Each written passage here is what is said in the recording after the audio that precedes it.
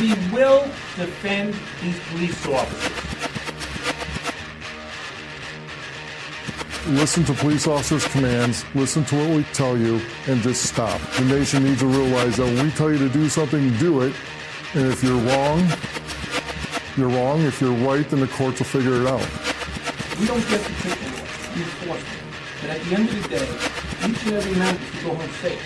Sometimes the use of force is necessary. You need to comply with the police officer, the way the system was meant to be. Comply with the orders of police officers. Resisting arrest is a real and dangerous crime. Nonpartisan Liberty for All. I'm your host, Dave Bourne, and it is January 20th, 2016, and I'm coming to you live from Las Vegas, Nevada. Thank you for tuning in to Nonpartisan Liberty for All. We're on weeknights, Tuesday, Wednesday, Thursday at 7 o'clock Pacific, 10 o'clock Eastern, and you can listen on Spreaker.com and NonPartisanLibertyForall.com live, and on Spreaker, YouTube, Twitter, SoundCloud, and Tumblr, or Tumr. I don't know. There's Tumblr, and then there's like the one that we're on. It's like TUMLR. There's no E. But we were on Tumblr as well. There was just an issue with, I need to fix an issue with Tumblr and with iTunes. So hopefully I'll get that fixed pretty soon. And then we'll be on even more applications and saturate the market. We promote the ideas of true freedom and liberty, meaning being able to do what you want, as long as you respect the freedom of others and don't directly interfere with their freedom, as well as exposing government for what it is, a mafia based on extortion that rules without consent, by threat of force and violence. So today we will be talking about a number of things. I have some stories that I'm going to talk about in the next hour. And then at 8 o'clock, Ken Schortgen, who joins us every other Wednesday, will be on to discuss geopolitics and the economy. So hopefully he'll have some interesting stuff for us to talk about, including the claim last week during the State of the Union that I forget the exact words, but it was something to the effect that anybody who says that the economy is not doing well is a liar. It was, and I don't think he said liar, but he used some words to that effect. I'm trying to think of the exact word that he used. But it was something to that effect, like they're telling you, I don't know, but they're telling you something that it means a lie. So we'll talk about that. Also, gas is declining as well. Retail sales are down.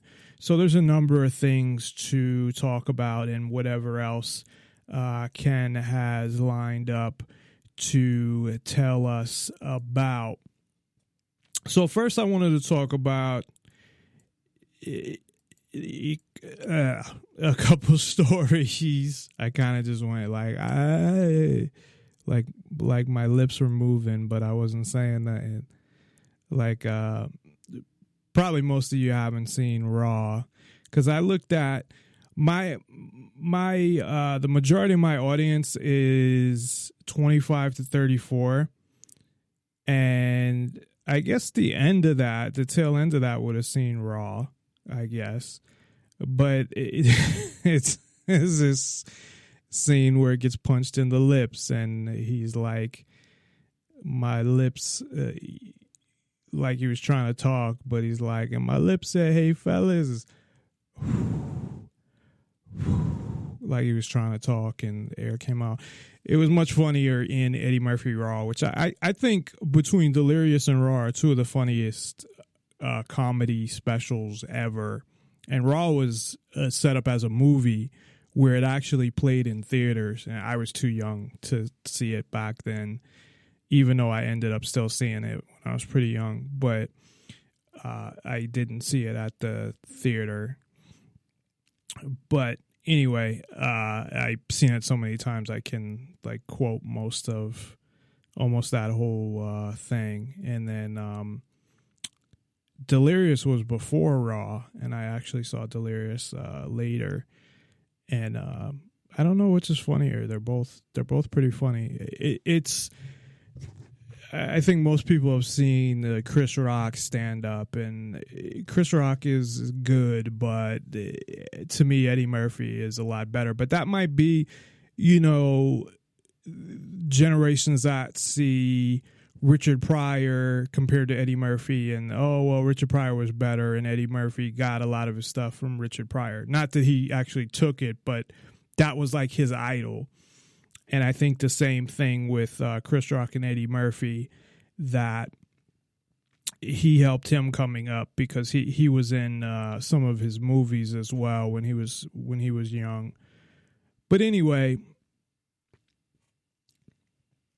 I have a few stories that I wanted to talk about today. One has to do with anti-bullying, and I always thought that all this shit with bullying. Now, I'm against bullying, don't get me wrong.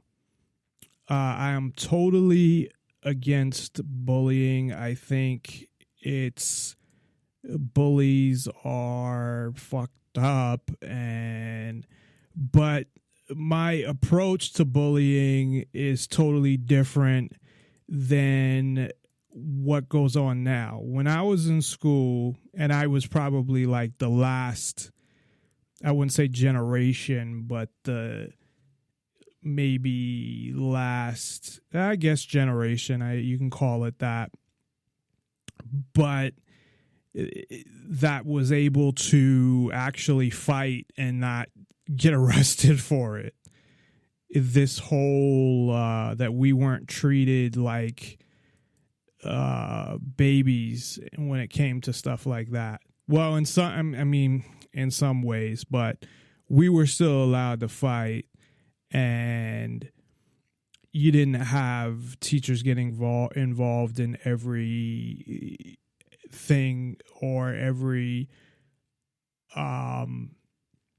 incident of bullying or anything like that. And I can't bring this fucking article up, so I've been having problems with this fucking computer. I think it's Skype, but I've been having problems with the Internet Explorer on here. Anyway, I can start going into the article, but I always like to have it up so I can refer back to things, because obviously when I scan through an article and when I'm trying to get ready for the show, just because there's so much that I have to do, not just for the show. I mean, I have work, and then I have to prepare for the show. And I wanted to make sure, a lot of times I won't be as prepared on nights that Ken's on, because Ken pretty much, he has his shit down cold. He's written these articles, and I just ask him questions about the things that I think we should get into more detail on, that I think are interesting to the audience. I really base it off of what's interesting to me. Hopefully the audience thinks it's interesting as well. But in Pittsburgh, and there's something going on with this article where it's fucking like stuck. In Pittsburgh, they had a anti-bullying program at middle school. So I guess they had a special parents meeting to talk about it. This fucking thing keeps coming up that asks if it's okay to view this article. I'm Please bear with me. I'm going to try to open this in something else. I know nobody uses Internet Explorer anymore, and maybe it's because I haven't upgraded it too, but everybody's using something else, whether it's Google Chrome or Mozilla, and I have those too. I hate using anything Google. Because I know Google's like in bed with the government. I mean, so is fucking, Windows and what's his name? I can't even think of his name. The goofy guy with the glasses who invented fucking Microsoft, Bill Gates. And he donates. He's like the Rockefeller of, now based on his, trying to control. I mean, he was involved in Common Core, trying to control that and having his foundation and all of those type things. So these billionaires, I think it's an ego thing where they want to control and have power over people. And maybe it goes to their head that because they have so much money that they must be geniuses. Anyway, and that's not always the case. Sometimes it is the case that they're geniuses, but they're geniuses in a certain field. It doesn't mean they're geniuses that they know everything.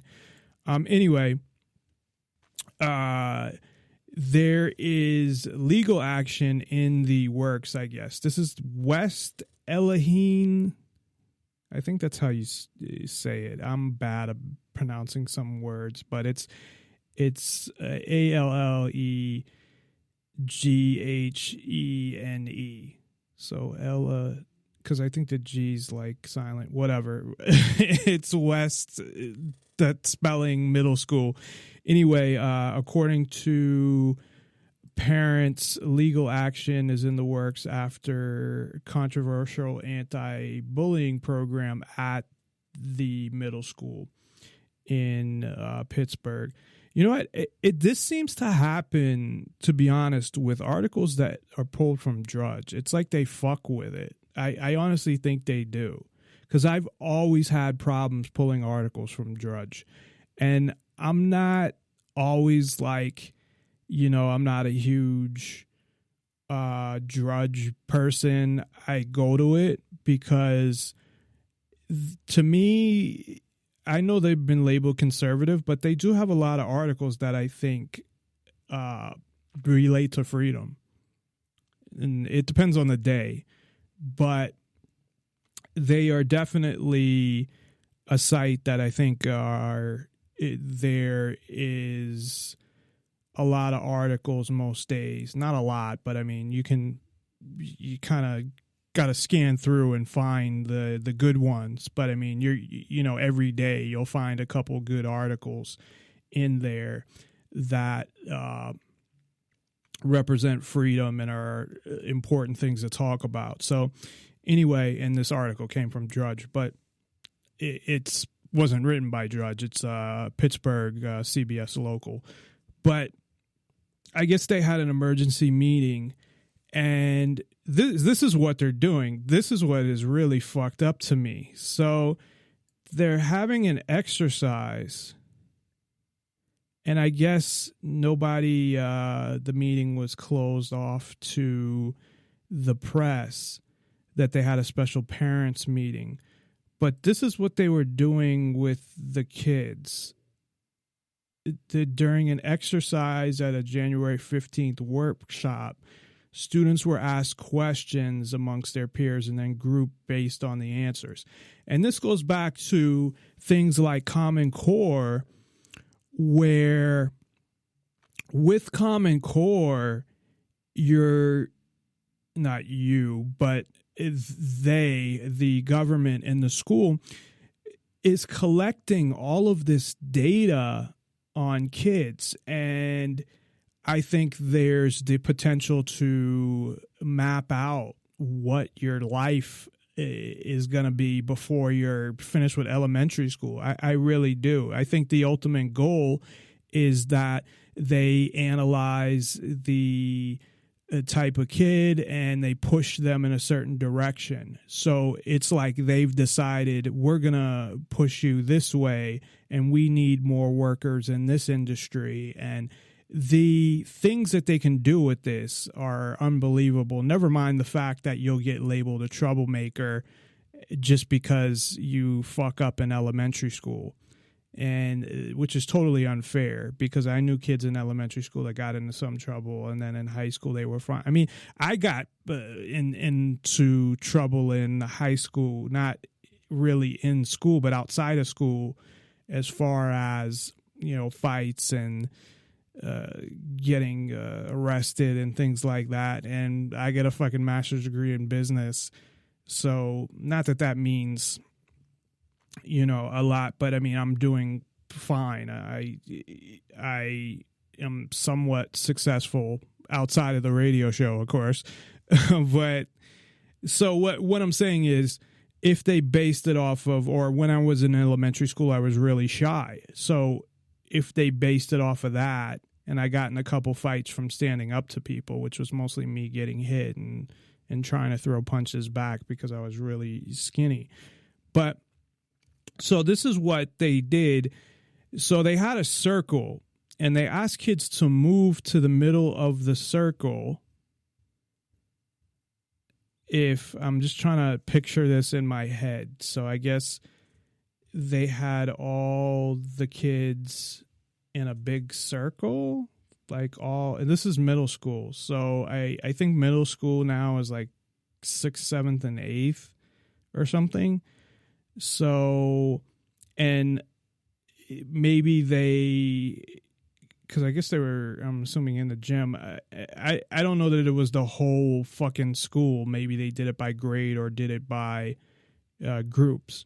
But so they said, please move to the middle if you've been impacted by drugs or alcohol, you've been called fat or made fun of, you or someone close to you identifies as gay, lesbian, or transgendered, you've been impacted by mental challenges or learning disabilities, you or your family has ever worried about not having enough money, you or someone close to you has been imprisoned, you have been raised by a single parent. That covers a lot of fucking people. If you've ever been made fun of, most people, even the popular people, have been made fun of. I mean, by maybe an older brother or older sister or parent or relative. So what is the point of that one? Definitely, I'd say everybody at some point in their life has been made fun of. Now, the other things, you know, if you know somebody, I'm trying to think. So when I was in middle school, let me go through this. You ever been impacted by drugs or alcohol? I'd never done them at that point. Not that I ever really did drugs anyway. It was more alcohol. But I didn't start drinking until later. But it would be yes, because I had a relative that had issues with drugs. So you have been called fat or made fun of. I was so fucking skinny in not elementary school, middle school, that nobody would call me fat, and if they did, it wouldn't bother me anyway. But I had been made fun of by the quote-unquote cool kids, because at that point I wasn't too cool, I guess. And a lot of that was from shyness. You or someone close to you identifies as gay, lesbian, or transgendered. Now, this is a long time ago, so I'm sure there were people that there are people that I thought were gay. Actually, well, no, that was high school. In middle school, I didn't know anybody. Well, my aunt. So, yeah. So that's 3 out of 3 right there. You've been impacted by mental challenges or learning disabilities. No, I didn't have any learning disabilities that I was aware of. You or your family has ever worried about not having enough money. Now, we did later. At that point, I don't know that I would say yes to that. because I didn't really, being in middle school, I didn't really know how much my parents had or made, or we weren't struggling or anything like that. We weren't rich neither. I lived in an apartment, but I had clothes. Of course, I don't know that I had expensive stuff or anything like that, but I don't know. I mean, the answer actually would have been yes, but I don't know that I would have known that at that time, because I know that my parents had run up their credit cards and then they did the thing where they paid it off. So I think it would be yes, but I wouldn't have known. And now I'm sitting here like telling, technically I'm telling the world, although it'd probably be like 2 people that hear this. So that's fine. You or somebody close to you has been in prison. That would be no at middle school. Now, high school is totally different, and it depends how you define in prison. I mean, I got arrested at 14, so I didn't go to jail, but I mean, I was in the jail cell waiting. Actually, I had to spend the night in the jail cell at the police station. So if you count that as being in prison, but that was not in middle school. So, and you have been raised by a single parent, and that's not true. So I guess out of these 5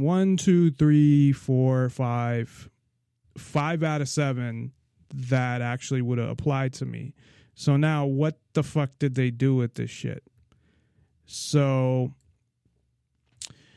Diane Colser, and who the fuck is that?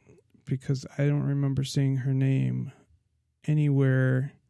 So they say this lady's name, but they don't say who she is. But whoever she is, she might be one of the parents. There is now so much damage done to these children, and there's no way to go back and make this better for them. I don't know that I agree with that. It says the district says students were told that they did not have to share if they did not feel comfortable, but parents say they wish they would have seen the questions prior to the workshop. First of all, why are they doing a workshop like that within the school? See, this is where, and this is my problem with things like Common Core.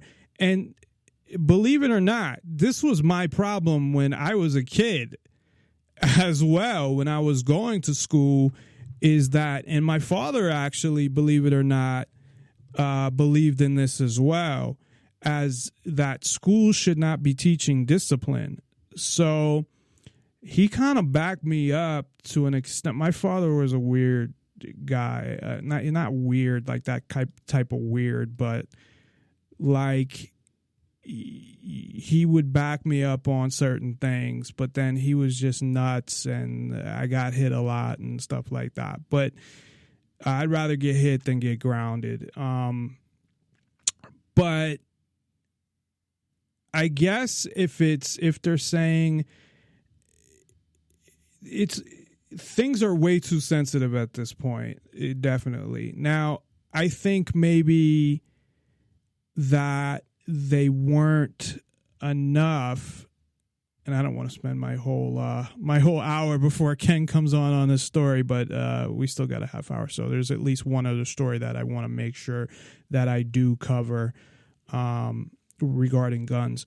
But, and I always put more stories than I need just to make sure I have enough time to cover stuff. But anybody who listens to the show knows that I can just talk forever.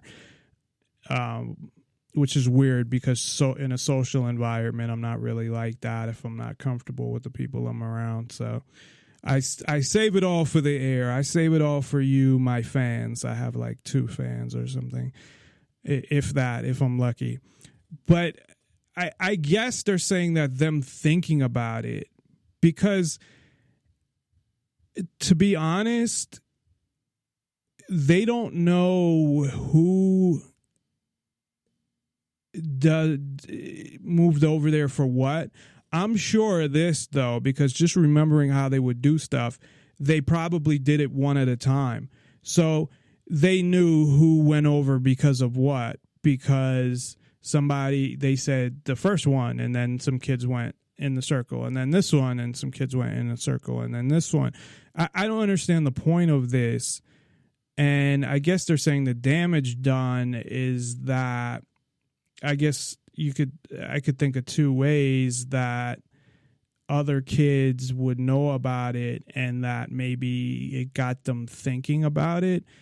But again, there's a lot of, I think there needs to be a balance. First of all, I don't believe in government schools and don't think they should exist. So I always have to add that so everybody knows. I think it's easy to eliminate that too, because all you got to do is just fucking homeschool your kids. You can, especially with the internet. I mean, now that we have the internet, it is easy to find groups and find like-minded people, and you can develop your own little private school, essentially. You can homeschool your kids and share, I don't mean share your kids, but share responsibilities where if you work during the days and someone else works at night, or that a parent who is off, who doesn't work, can do the homeschooling during the day, and then you can promise to watch the kids during the weekend. You know, there's all types of things that you can work out with people, or maybe you can just throw them some money, however you want to do that. But I think it's getting to the point where there's no excuse. And I've heard people say, well, because of this and because of that. I guess if you live in a rural type area or something like that, but if you live in a city, like if you live in Las Vegas, I don't really think that there should be any reason why you shouldn't be able to homeschool your kids, whether it's through you doing it yourself, which is the ideal way to do it. Because I honestly think that if you have kids, that the majority of time between the time they're born and maybe like 10, or, you know, and maybe I'm putting that age too high. I'm forgetting, you know, how mature, 10-year-olds are, and how much they know, because they know a lot. So maybe 8, or I don't know what the age is, and it's going to depend on the kid. But the majority of time, if it's going to be spent with an adult, should be spent with the fucking parent, not government babysitting.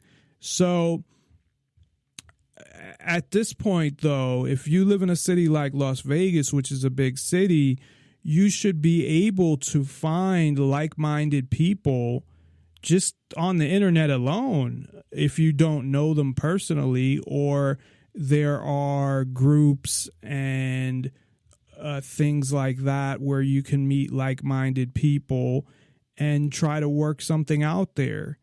Or if you're in a situation where I think the hardest situation, of course, would be a single parent, because if you're in a situation where you have both parents, you can try to work it out where maybe you work kind of change your schedules up, or you can even do homeschooling at night, but then it would be where's the kid all day. So if you really, I think it's something that if you're dedicated to doing and you really want to do it, you can do it. Now, it might be a challenge and it might be really hard, but if you really want to do that, I think you can. If I have kids, what I want to do is just have their mother stay home and homeschool them, and then, or at least watch them during the day. And I wouldn't be against homeschooling them at night, and then during the day maybe do unschooling, but then have more of a structure at night. Because I think I've looked at unschooling, and that's basically where the schooling is more dictated by the kid themselves. And you can turn anything into a lesson. You really can.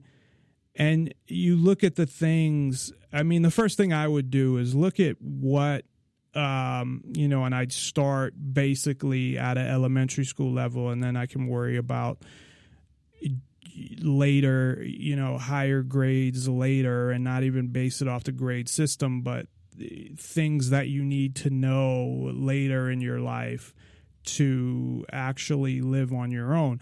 But I put together all those things, and then how to achieve teaching them all of those things. And I think for things like math, and even though you can turn things into math problems, I understand that, but I wouldn't go 100% unschooling. But on the other side, I believe in peaceful parenting, and I believe that a kid is their own person. They own themselves. And I know it's probably hard to balance that, but I wouldn't want to discipline them. I wouldn't want to say, oh, you didn't do this, you're grounded, go to your room, or hit them, or anything like that. Because I don't think that does anything positive. I don't. I think kids need to learn on their own. Now, I think that if you're that type of parent, that you have to be even more involved, that you have to be there all the time, and you have to be able to be there to explain these things. But you get in a situation because of that where your kid trusts you because they know you're not going to punish them, or they don't have to worry about telling you the truth or anything like that, and that you're more of a friend. And I think that's how it should be, to be honest. I think, or maybe not a friend is the right word, like more of a mentor than the definition of a traditional parent that is I can't say the word right now, authoritative. Because what happens is, and I've talked about this before, is that your kid gets turned over to the government essentially at 18. That's really what happens. And then they've grown up their whole life with government schools, government media, politicians, and their parents telling them, do this, do that. Why? Because I told you, because I said so. And what happens is they don't question anything. They just grow up to be slaves of the system. So I think that freedom has to start at a young age, and that's just my opinion. Now, people will tell me, well, you don't have kids, so you don't know what it's like. But there are people that do and that practice that, and I've seen the results of that. So I guess I'll just have to wait and see. But I think you have to start right away as opposed to later, because then I think it will be even harder. But going back to the kids here, that I guess they're lining up for a lawsuit. So, and some of this I don't understand, because it says Brozovic, and I don't know who that is because it doesn't say, unless that's the one name mentioned. No, it doesn't say. It doesn't mention who that is, if that's the principal or if that's whatever. Maybe it does after the fact. But it says, Pram Brozovic added, I asked the administrators to do the same thing they asked the kids to do: stand in a circle, put a mask on, and step in the circle and say all your problems. So I guess these are the teachers. And then it says, okay, Brosebrick believes the exercise gave the bullies ammunition. Well, of course, if you're telling your problems and then they're going to make fun of you later. But this whole bullying thing is, I was bullied when I was a kid. And really the way to take care of a bully most of the time is to knock them the fuck out. Now, they won't teach you that now. Now you'll get arrested. It's insane that you stand up to a bully and just clock them and you'll get arrested. And I think that's what you should do. Now, unfortunately, that didn't work out for me too well. But usually a lot of bullies are insecure and people pick on them. So it depends on the person. It did work for me with some people, just standing up to somebody. And not that they were scared or even that I could beat them up, but they knew, okay, well, if I bother him, then I'm going to have to fight him, whether I could beat him up or not. So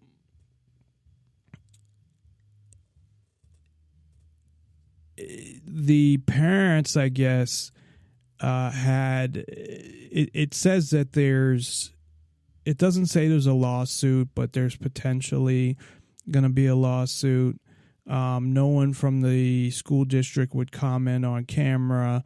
There was a spokesperson that read a written statement, the school board president, and said, "We stand behind the intentions of our workshop and we look forward to continuing our work with parents to address the very serious issue of bullying and the unintentional acts that continue to marginalize different groups of students." So I guess the whole point of this was bullying, and somehow, I mean, I don't know what the goal was of this. Maybe to say, people have things happen to them. It's not right to bully them over it. I don't know, but the bullying has been blown way out of proportion. Now, on one side, as somebody who's been bullied, I definitely think it's wrong. And when you put kids in you put a bunch of kids in the same room that wouldn't be there if it wasn't for the school forcing them to be there. Of course, you're going to get things like bullying and kids picking on other kids. And that's where what they're doing now, though, when it comes to bullying, is I think they've gone way too far. Now, maybe when I was a kid, they should have done more. I don't know. I mean, I didn't go and say anything about it.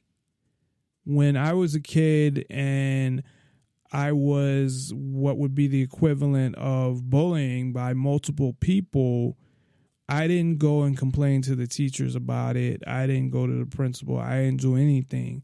Eventually, what I did was stand up to them and just fucking hit them. And I know that because of things like school shootings and stuff like that, that they use that as a reason now. The amount of school shootings is so small that you have a better chance of being struck by lightning. So, it's not something that people, because of the media, people think school shootings are happening all the time and there's these mass shootings and they should be scared, like they should buy their kids bulletproof vests and bulletproof backpacks or something. I mean, but that's not the reality. And most people that get bullied, you've had people that have killed themselves over bullying, but that's not because of bullying. And I'll tell you why.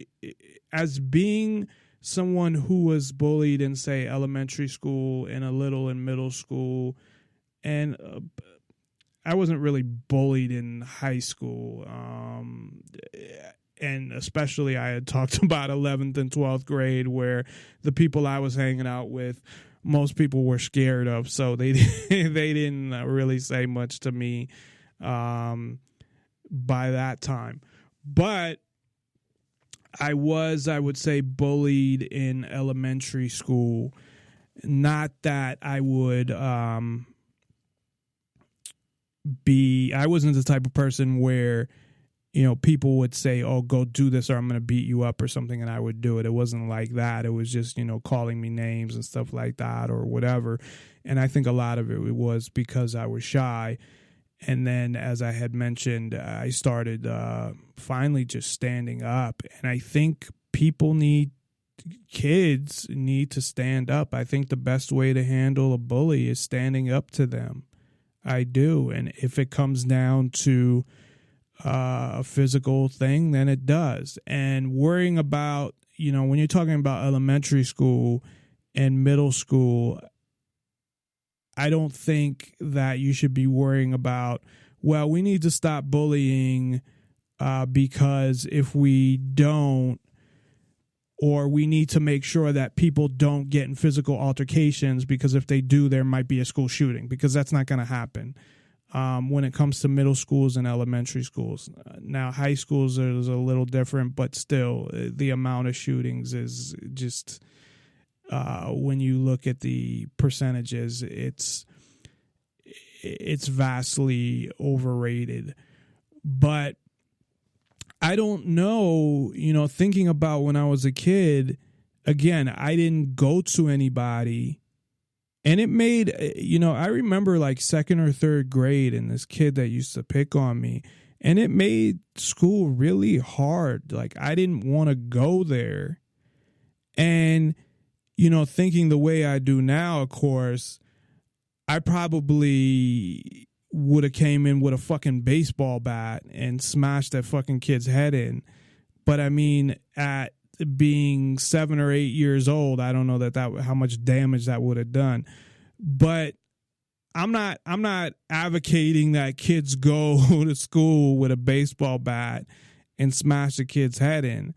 But I think you need to stand up, whether it's you stand up by vocally or telling them off or something along those lines. But I honestly think if it comes down to you got to fight, then you got to stand up to the bully and fight them. And schools are totally against that, even more so now than they were, years ago. And police get involved now, and it's just it's crazy, and they want to get so involved in these kids' lives where they don't have any privacy, they don't have anything, and their solution is to gather all this data and get involved in these kids' lives and find out all this stuff about them and prosecute people that bully people. I mean, I was starting to get into, you've had suicides, and what I was about to say was, I was bullied. During the time I was bullied, I never thought about killing myself. And what I'm saying is that there's other issues there. If somebody kills themselves, it's not because they were bullied. There are plenty of kids that are bullied. Now, I'm not saying that didn't contribute, but there are plenty of kids that are bullied and don't commit suicide. So there's obviously other things going on. And maybe even if they weren't bullied, they would have killed themselves. I don't know. But that might have been the last thing that kind of pushed them over the edge. But they had all these other issues as well. And I know there's, I'm not familiar with all the legislation, but I know they passed legislation.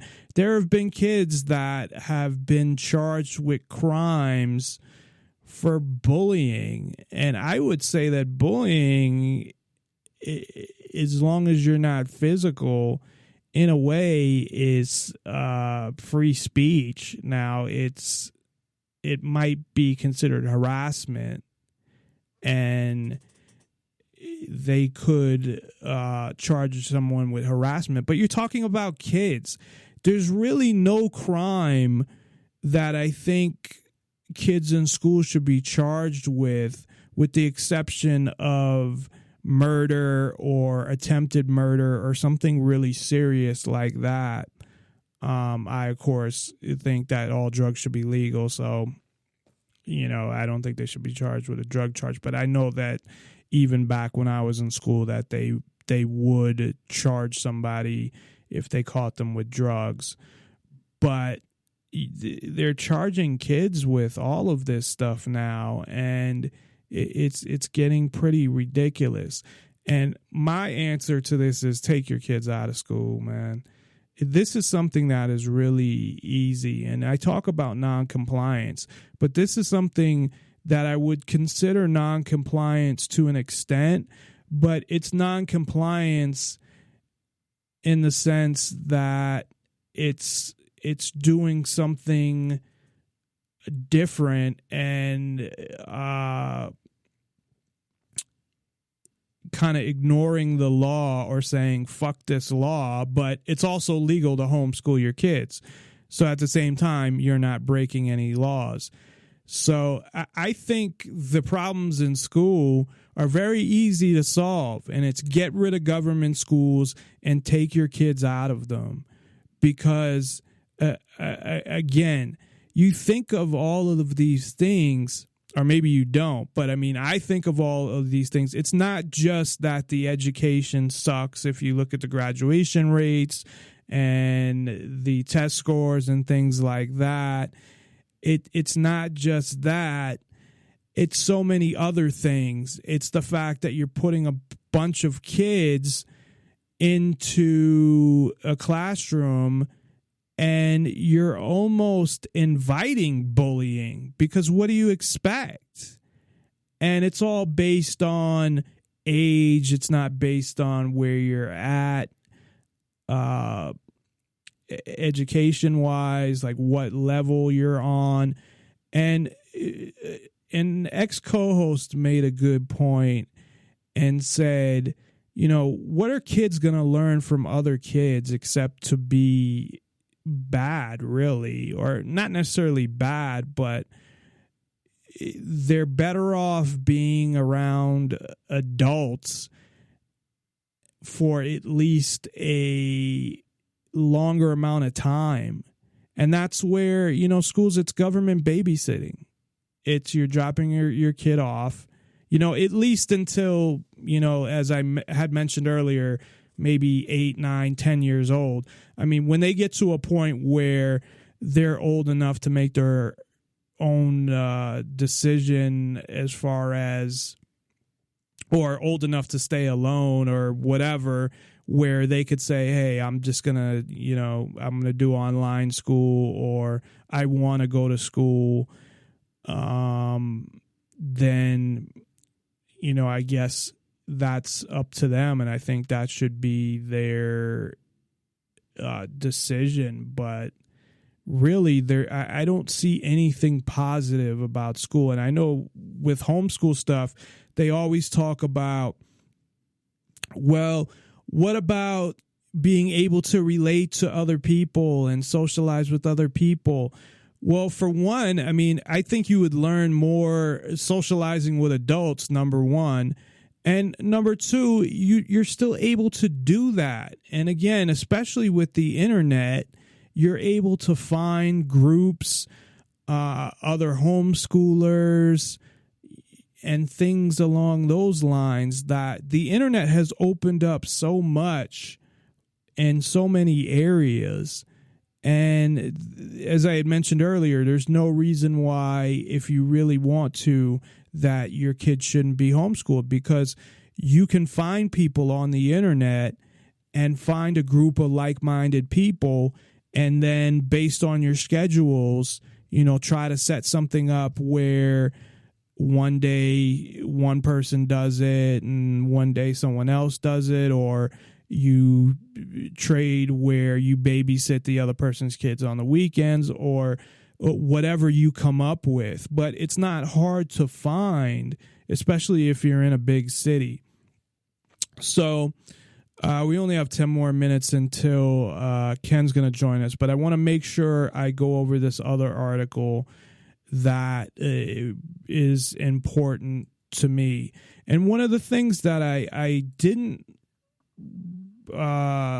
bring up, which I had totally forgot, when I did the show, I believe it was last week, about Obama's executive orders regarding guns, one of the things that finally got me into saying that, okay, I can't just ignore this shit anymore, because I was in a place where, I'd watch all those political shows. I just yell at my TV because I was never part of a political party. I would probably always have considered myself a libertarian. I just didn't know, I guess, the definition, or wasn't familiar with the Libertarian Party. But as I had mentioned before, I can't remember when I didn't think all guns should be legal and all drugs should be legal.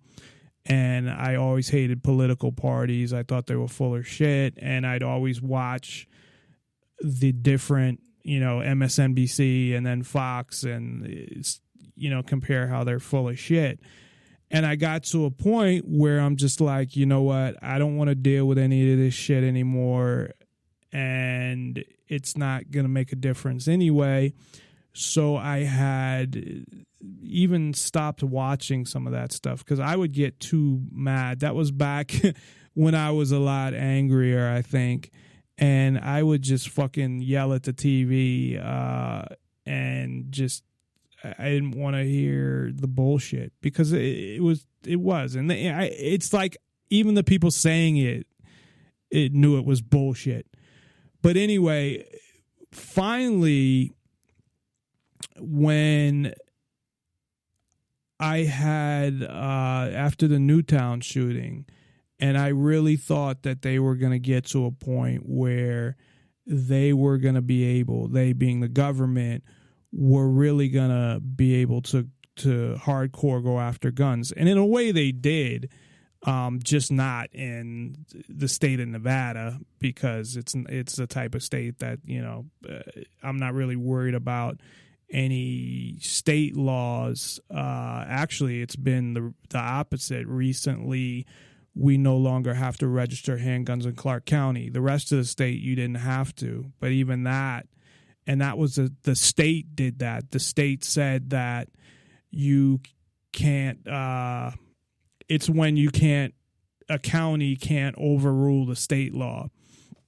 So really, we pretty much are up there with the states that have some of the freest gun laws in the country. I mean, the only other two states that I would say have more freedom, from what I understand, is Arizona and Vermont, because you don't have to get a permit to carry. That would be the only thing that the state mandates that the federal government doesn't. So you take that away, then the only laws we have in Nevada are the federal laws, that there are no state gun laws as far as I know.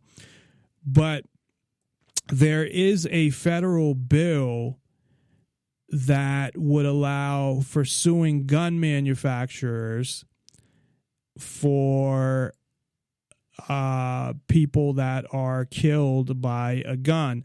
Now, I thought this was by state, because I remember reading about this and how certain states had laws that said you cannot sue the gun manufacturers. In some states, I thought you could.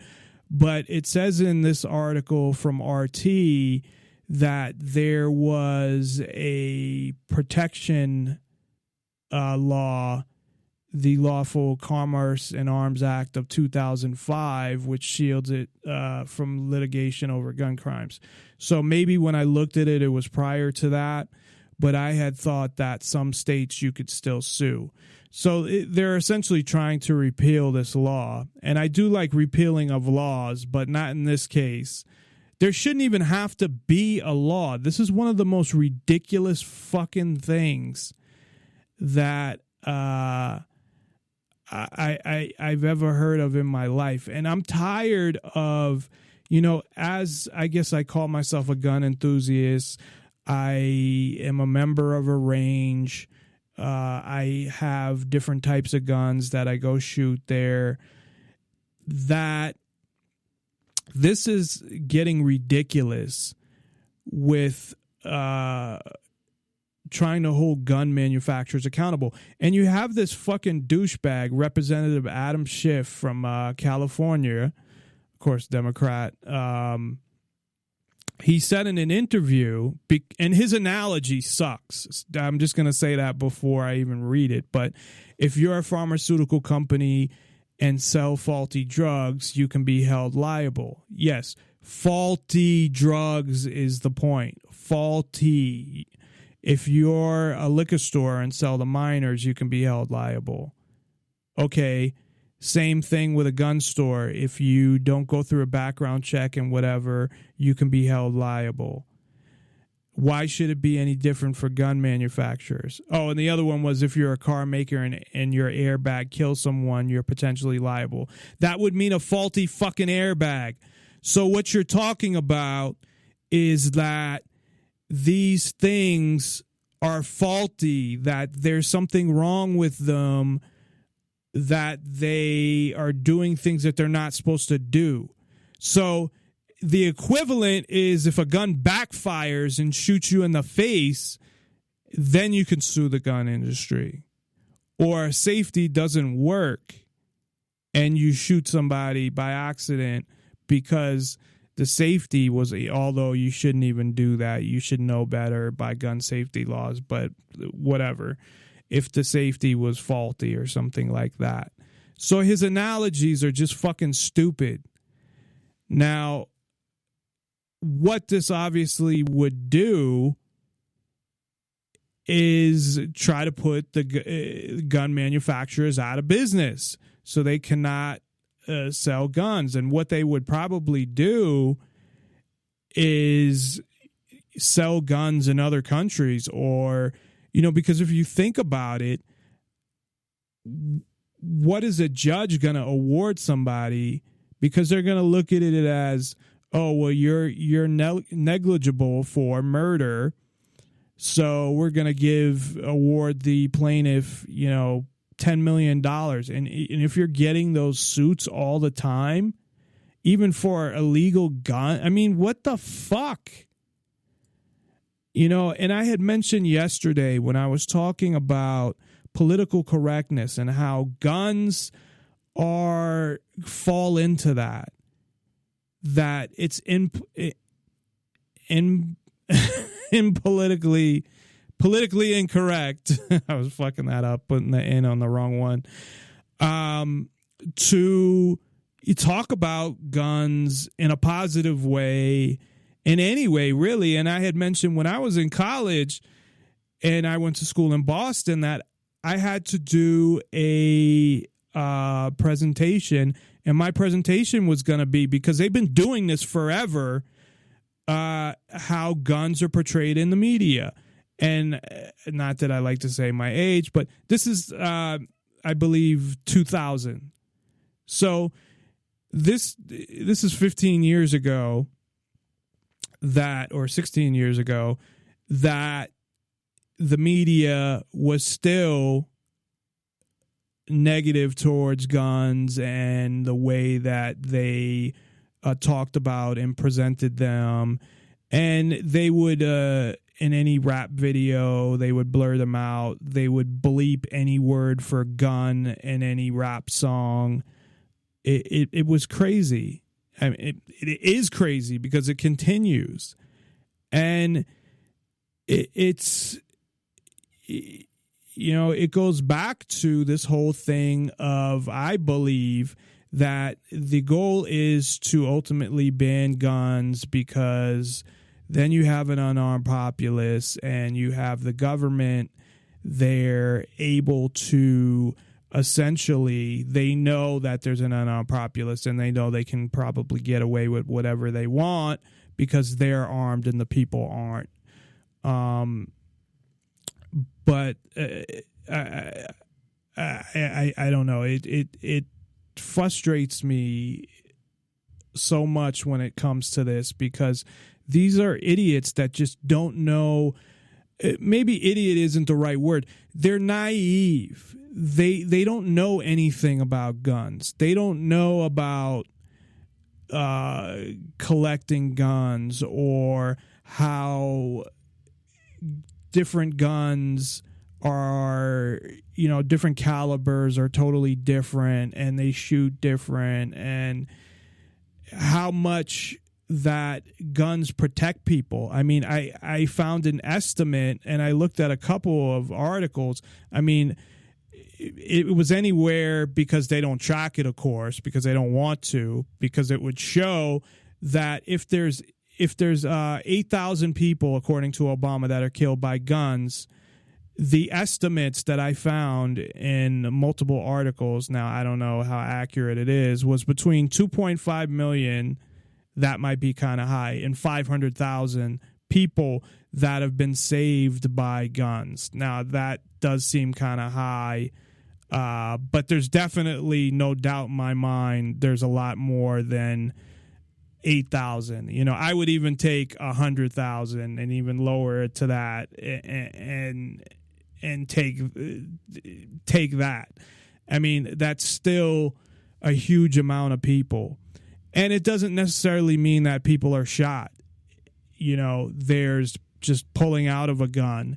There's having a gun visible, open carrying, or knowing that somebody has a gun. I mean, it's a deterrent in so many ways. And I'm so sick of these motherfuckers who sit there with their own private security protecting them, and it's not okay for, and then they tell you how dangerous things are, but no, things are so dangerous, but you can't have a gun to protect yourself.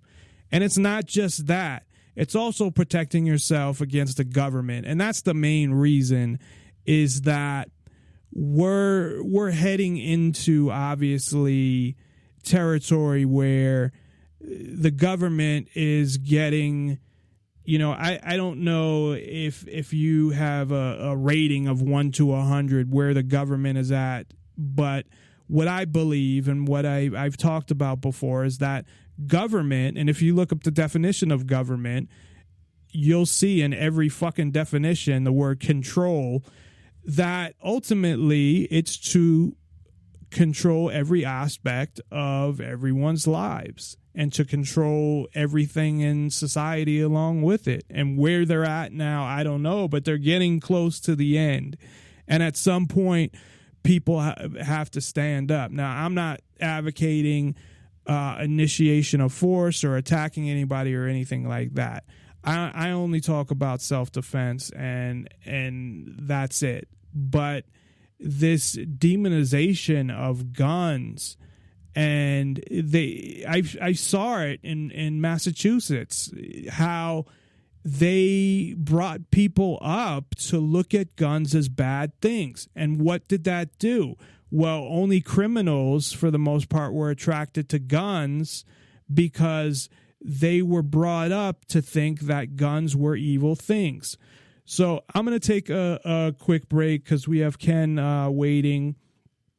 And then when we come back, Ken will join us. Lots of things to talk about in the economy. So we'll be right back after this with Ken Schortgen of the Daily Economist. That's the dailyeconomist.com. Also, check out Carrot Bars there as well. He has information on Carrot Bars, which is essentially you can buy gold, have a debit card, the company holds your gold, but you're able to convert it to any currency on your debit card and use gold essentially, to purchase things. I mean, you have to convert it first to dollars or wherever you are. That's the other thing too. It's offshore and you can convert it to any currency you want. So check that out at Ken's website as well. And we'll be right back after this. NonPartisanLibertyForall.com. Oh, also, if you'd like to call in and you have any questions for Ken, who is filled with knowledge, and I'm not being sarcastic, I'm serious. Ken is literally filled with knowledge. I don't know. He does have a big head, I guess. So maybe he has an extra large brain where he fits all that knowledge. But you can call in at 702-470-7664. That's 702-470-7664. You can also Skype into the show. Just send a contact request to NonPartisanLibertyForall. It's all one word. And let us know your name, where you're calling from, and what you want to talk about. And if you're calling in, if you could text first with the same information, I would appreciate that, so I don't have to screen the call. So again, we'll be right back after this. NonPartisanLibertyForall.com, and check out Ken at the dailyeconomist.com.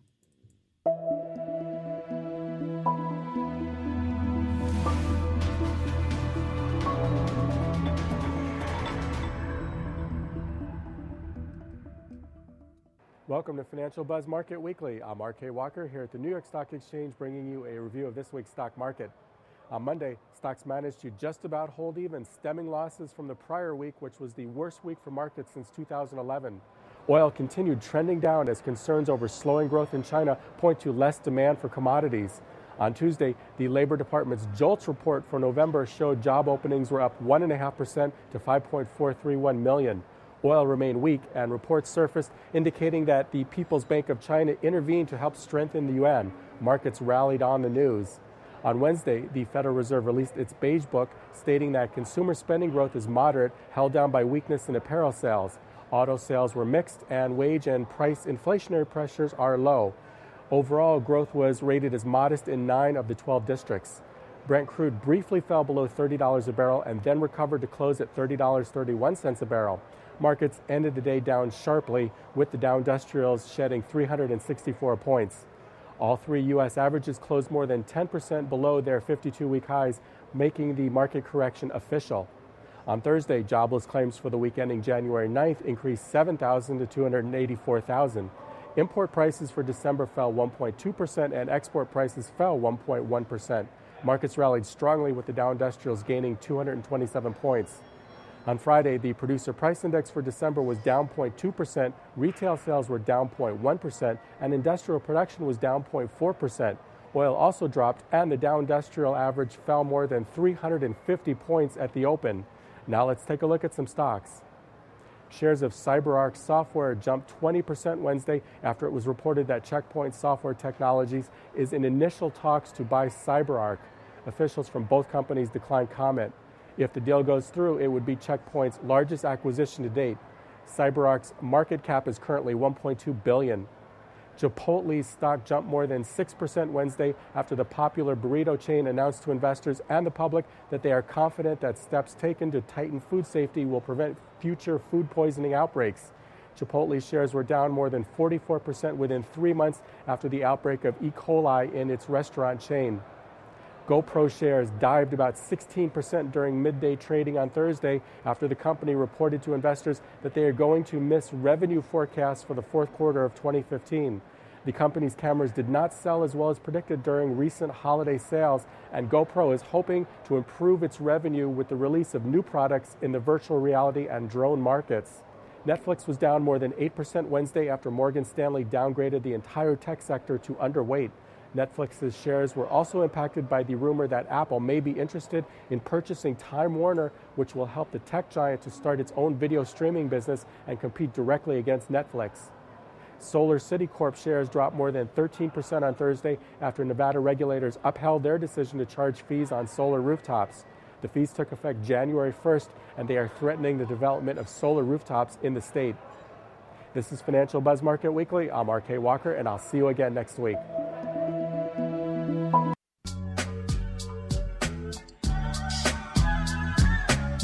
Promoting the ideas of true freedom and liberty, Nonpartisan Liberty for All Radio with Dave Bourne.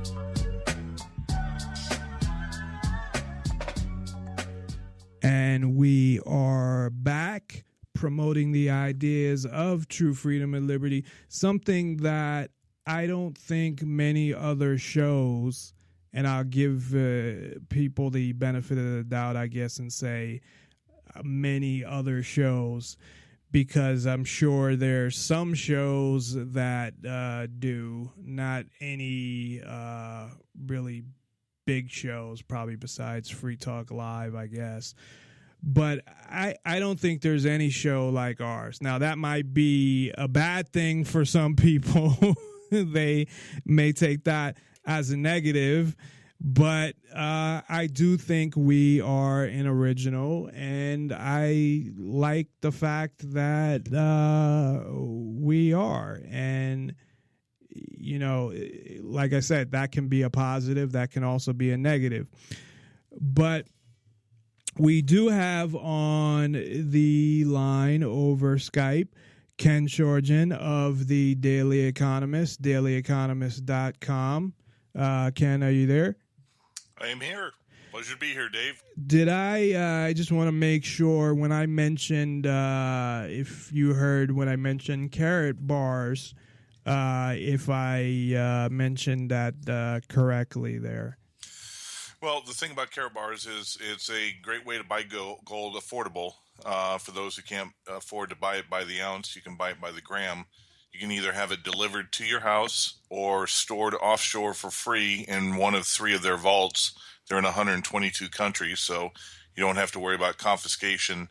And the thing about it is if you can purchase, if you're an affiliate and you want to make money and make gold by referring others, then you can get a MasterCard debit card, which not only your commissions, but if you ever need to liquidate your gold, it will, with the click of a mouse, the money will go directly into your debit card. It's outside of banks. It works anywhere MasterCard works in the world in any currency.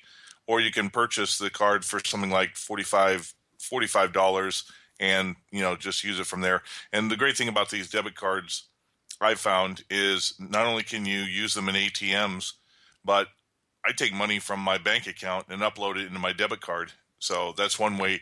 That's one way to also keep your cash outside of banks.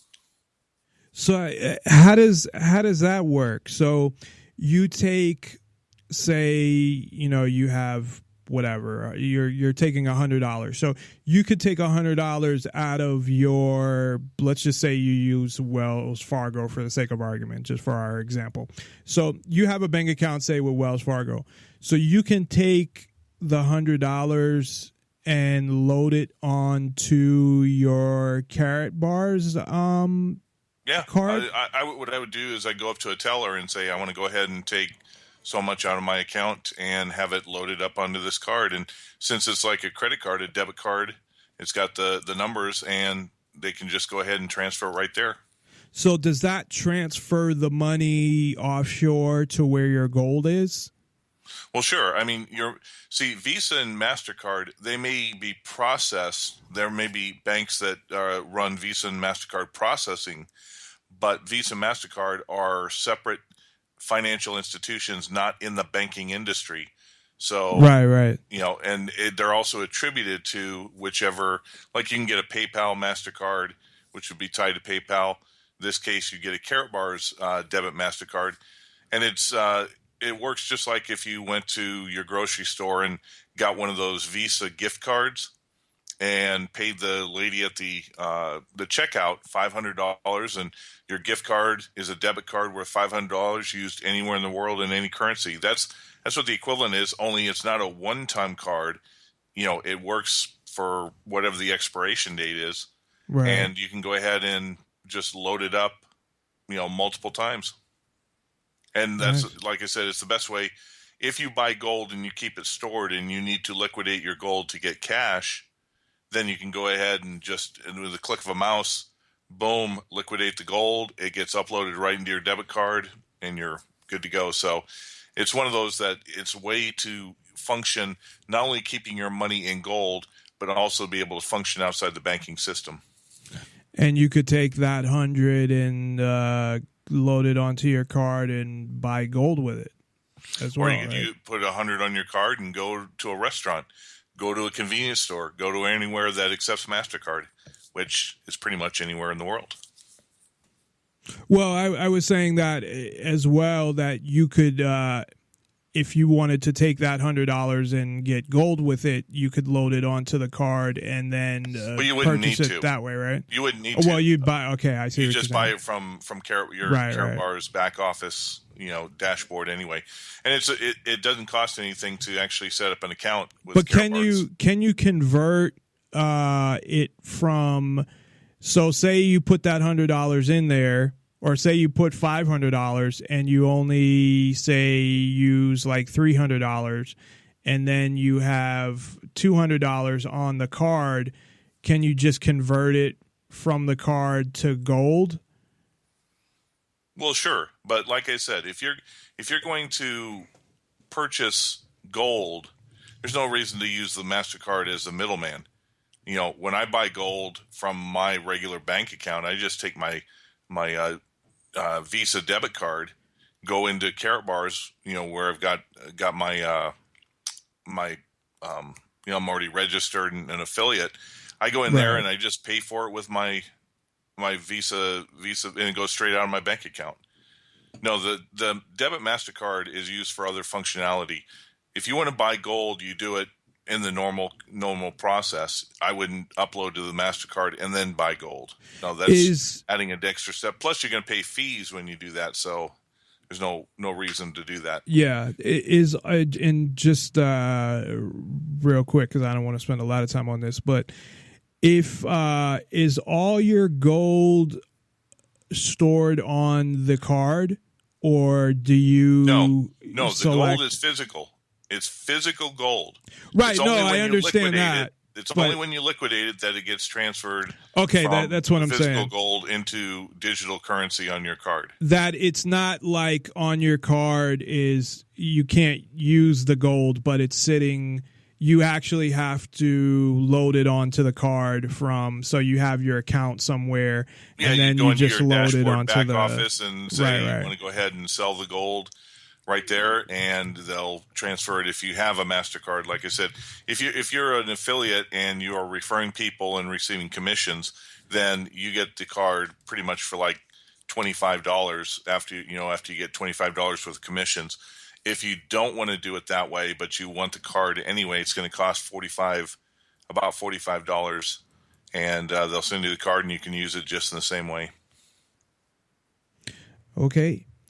So I've been looking at some of the things that have been going on, and it looks like there's a lot going on with the economy. And where I kind of wanted to start is to get your opinion. I don't know if you watch the State of the Union, but the president... Usually not. President Obama. Well, I just listened to it while I was at work to see. I if didn't anything, even watch it under Bush. Those things came make me up. sick. Yeah, they're pretty.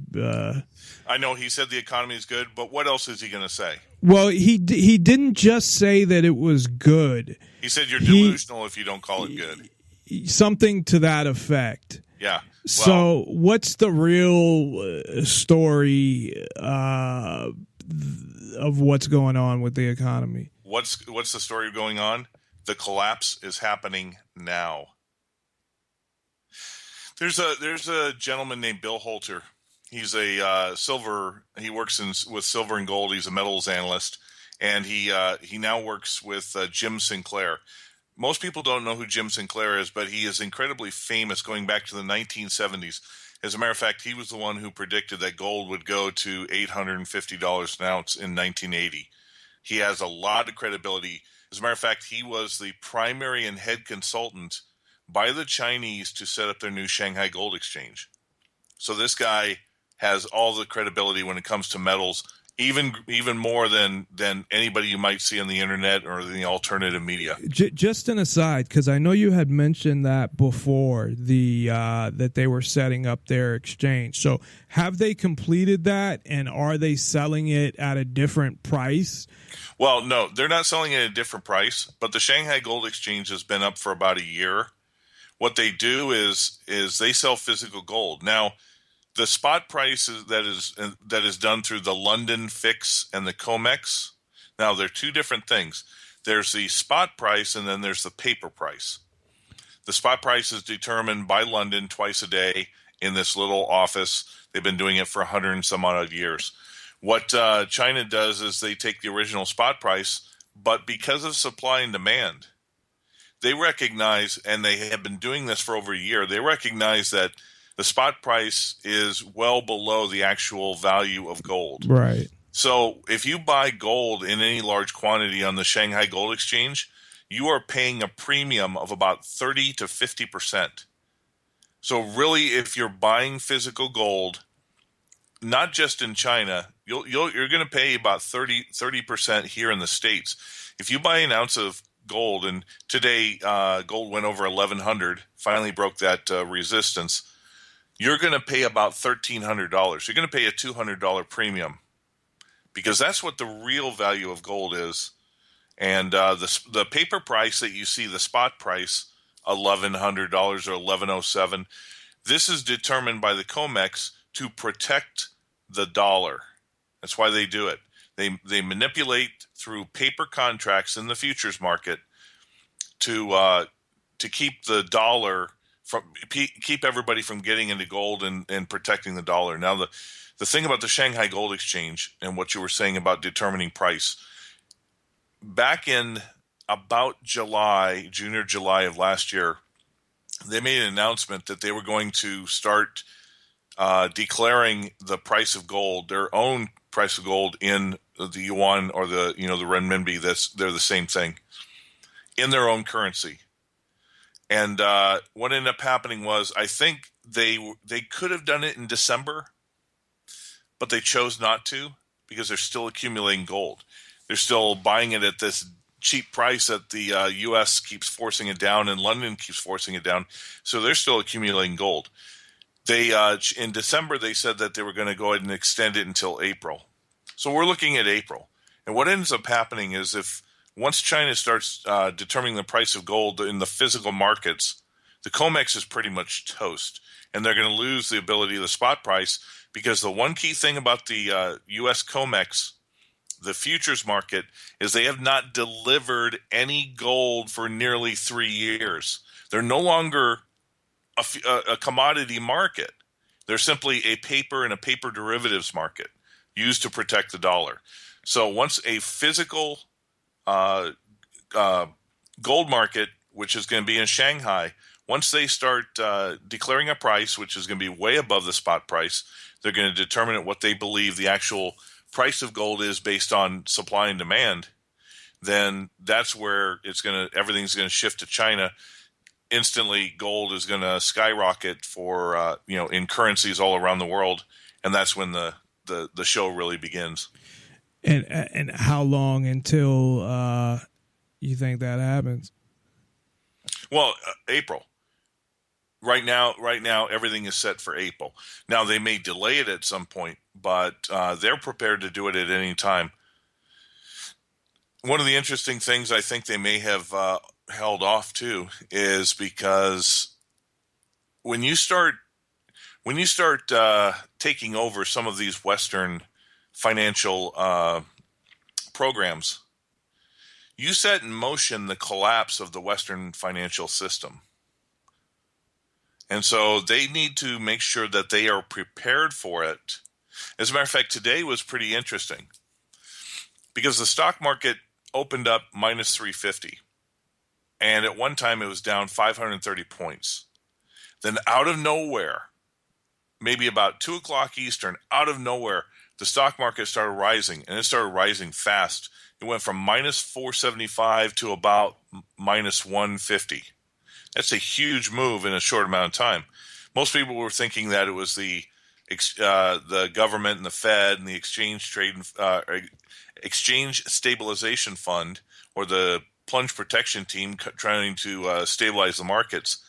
But I found out later, about an hour after the markets closed, that what ended up happening was the Chinese are trying to protect their currency as well. So they suddenly bought 400 billion yuan from the Western markets. And that buy order just started making the stocks go up. So wait, they bought their own currency? Yeah, they're buying it because what's happening is they're having a liquidity crisis, and a lot of yuan is getting shipped outside the country. This is why the Chinese are buying so much property. They're buying assets outside of China. So if the Chinese yuan is getting moved outside the country, then of course inside domestically the banks are having a liquidity problem. So China was buying the currency from foreign sources to bring it back into the banking system to make sure they have enough yuan to function. But they do the same thing that the Fed does, right, with their central bank, where they just print money. I know. Well, they do and they don't. They're not the reserve currency, so they can't print money necessarily for external use. All their debt is internal. That's a big difference. So every central bank can print money, but not print money that's accepted worldwide. Outside except the U.S. You know, the U.S. at the very beginning printed money even before the gold standard. The U.S. Treasury has the power to mint, and print money, and that's what they did at the very beginning. But they used gold and silver as gold just simply as a backstop. But today, if the Congress wanted to do what they're supposed to do, they could close down the Fed and say the U.S. Treasury is going to go ahead and print money. Because I thought, I guess I have two questions there. One, I thought that China was trying to deflate their currency recently, right? Devalue. And also that they were added to, and maybe I'm misunderstanding what this means, but that they were added to the list of reserve currencies or whatnot. Right. They were accepted into the IMF's special drawing rights basket of currencies. Now, most people don't realize the SDR, the IMF. When the IMF loans money to a country that asks for it, like say Argentina, the basket of currencies, what it does is the IMF just doesn't give Argentina $20 billion US.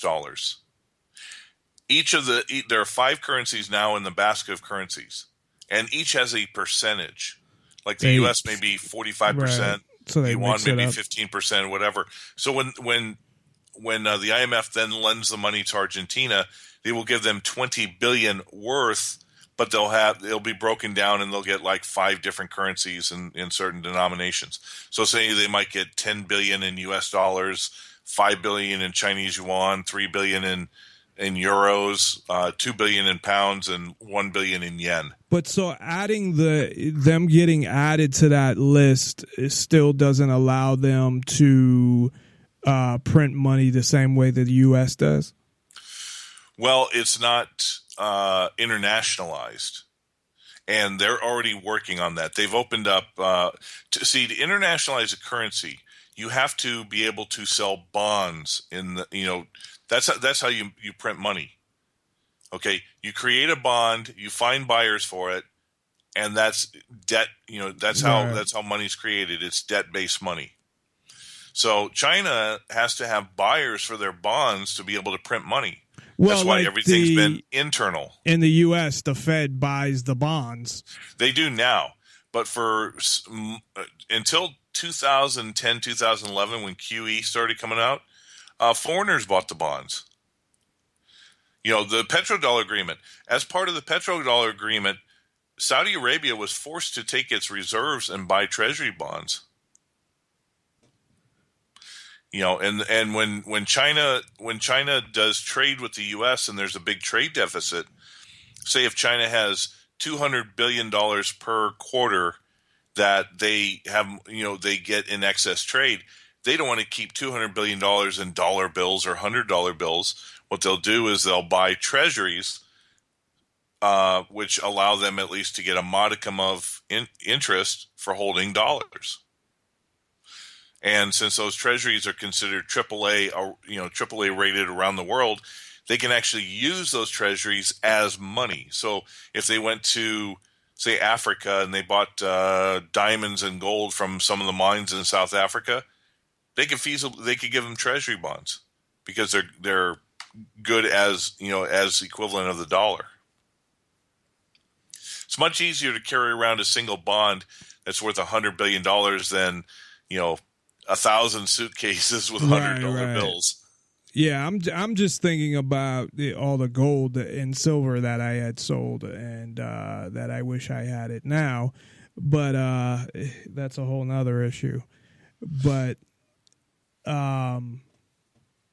so I guess back to the U.S. economy. I mean, he made some.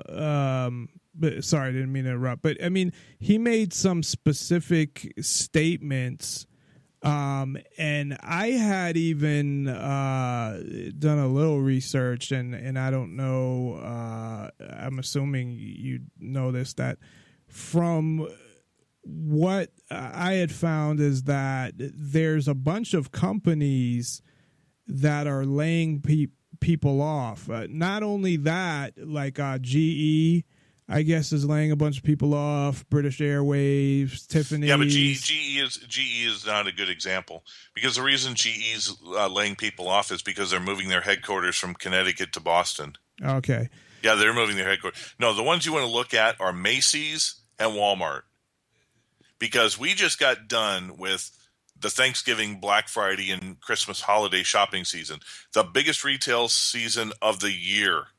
And within the first week after that was over, Macy's is closing down, I think, 30 stores, laying off 2,500 people, and Walmart is closing 260 stores and laying off about 16,000 people. These are the bellwethers. Walmart is the bellwether of retail. Yeah, I mean, Walmart is definitely a big thing, and I did hear that.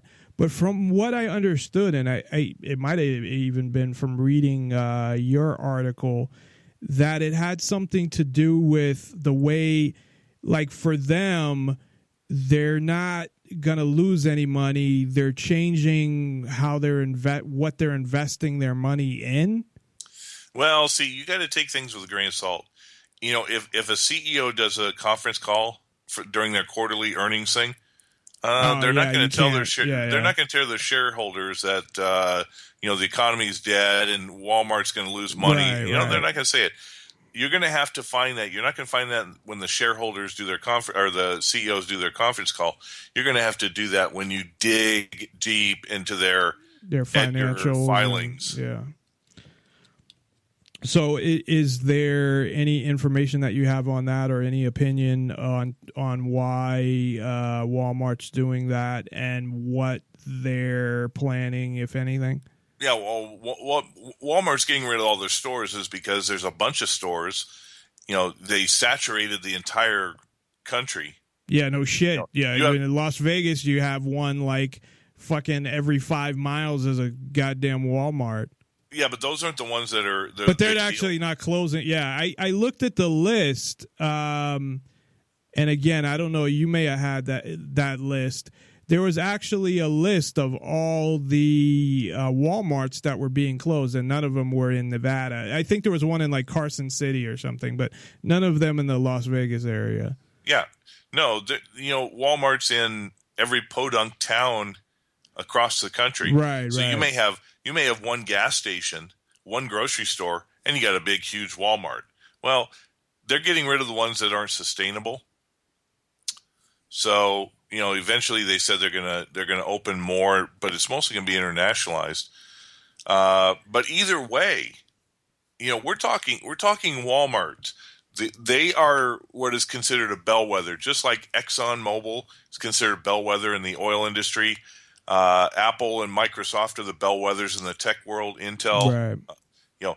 When it comes to retail, Macy's and Walmart are bellwethers. What happens to them is what's happening to every other one in the industry. Well, I know you have, and I guess that's what those stores were, that with the larger companies, the ones that are corporate as opposed to franchise, like McDonald's is a franchise, and I assume Walmart is totally corporate, that they keep stores that they know don't make money in order to dominate the market and accommodate the customers, and so they keep stores that are losing money for the real estate and for the tax write-off. That's why they do it. Sears got bought, Kmart and Sears merged. A hedge fund manager bought both of those. And Sears hemorrhages money. It's been hemorrhaging money for a decade or more. And Kmart, who goes to Kmart anymore? Okay, but why are those corporations still viable, even though their share price is down and their revenues, they miss earnings every single quarter? It's because of the real estate. That's what's valuable. Even in the I realize that obviously would be an asset that they would have, but if it's in a town in the middle of nowhere, but I had always thought, and I think I was told this years ago by a company I had worked for, as to why they were keeping certain stores open.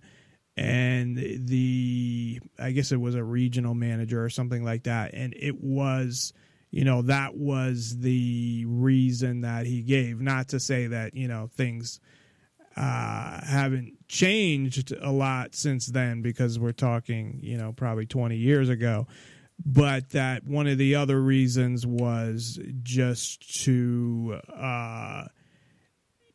to have those stores and have that convenience of, we know this store loses money, but we want to accommodate the market and accommodate all our customers, even ones that are out, wherever. But well, now that everything's online, you really don't need to. Right. Well, like I said, this was like 20 years ago. So okay, yeah, and something else. Like I said, I refer to these as bellwether because they set the industry standard. There are individual companies and corporations that rise and fall over time. One of the biggest one was Circuit City.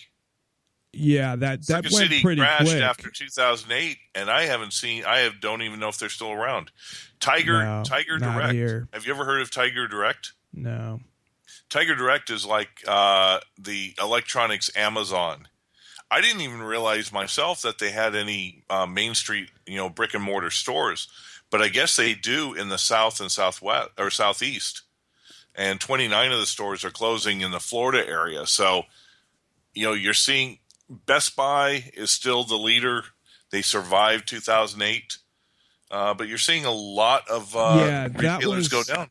That pretty much, when you look at electronic stores, and I know Radio Shack recently closed up as well because of I would assume because of the internet, the majority of them have closed. I mean, just in Vegas alone, most of the electronic stores, besides Best Buy, as you mentioned, which seems to be the only one that got by, no pun intended, but the only one that ended up surviving seemed to be Best Buy, because it seems like there are certain things that, and I think this is expanding, that you can buy online and certain things you can't. Not that you can't buy them, but like something like clothes, depending on what it is, people are more apt to go to the store because, you know, if something doesn't fit, and then especially you got to send it back and go through the whole, you know, thing. Depending on what it is, like I'll buy a jersey online. I don't have a problem with that. But if I'm going to buy jeans, unless I have tried them on in the store and they're the exact same jeans, you know, I wouldn't buy jeans or pants online just because of the fact that, you know, what if they don't fit right and they don't look right? So, yeah, but you can for the most part you can get jeans at any, you know, Kmart, Walmart, or you know, where JCPenney. Right. Okay? But my point being that it's the specialized stores. You know, what's you know, we had you know, back in 2008 or 2000, Men's Warehouse was, you know, really big in a lot of places to get an inexpensive suit. They ended up having to merge with Joseph A. Bank. You know, so even right now, because of the fact that the economy is retracting, actually it's in collapse, and you know, we're going to get that eventually. But when you before, you know, in 2015, it was the year of the merger. I mean, we're talking, we had Dow and DuPont. DuPont goes back to the Revolutionary War.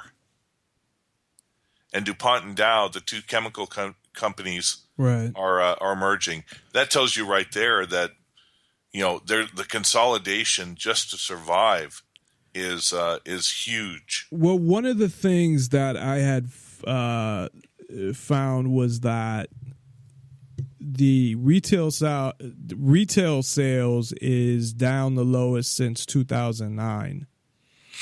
Yep.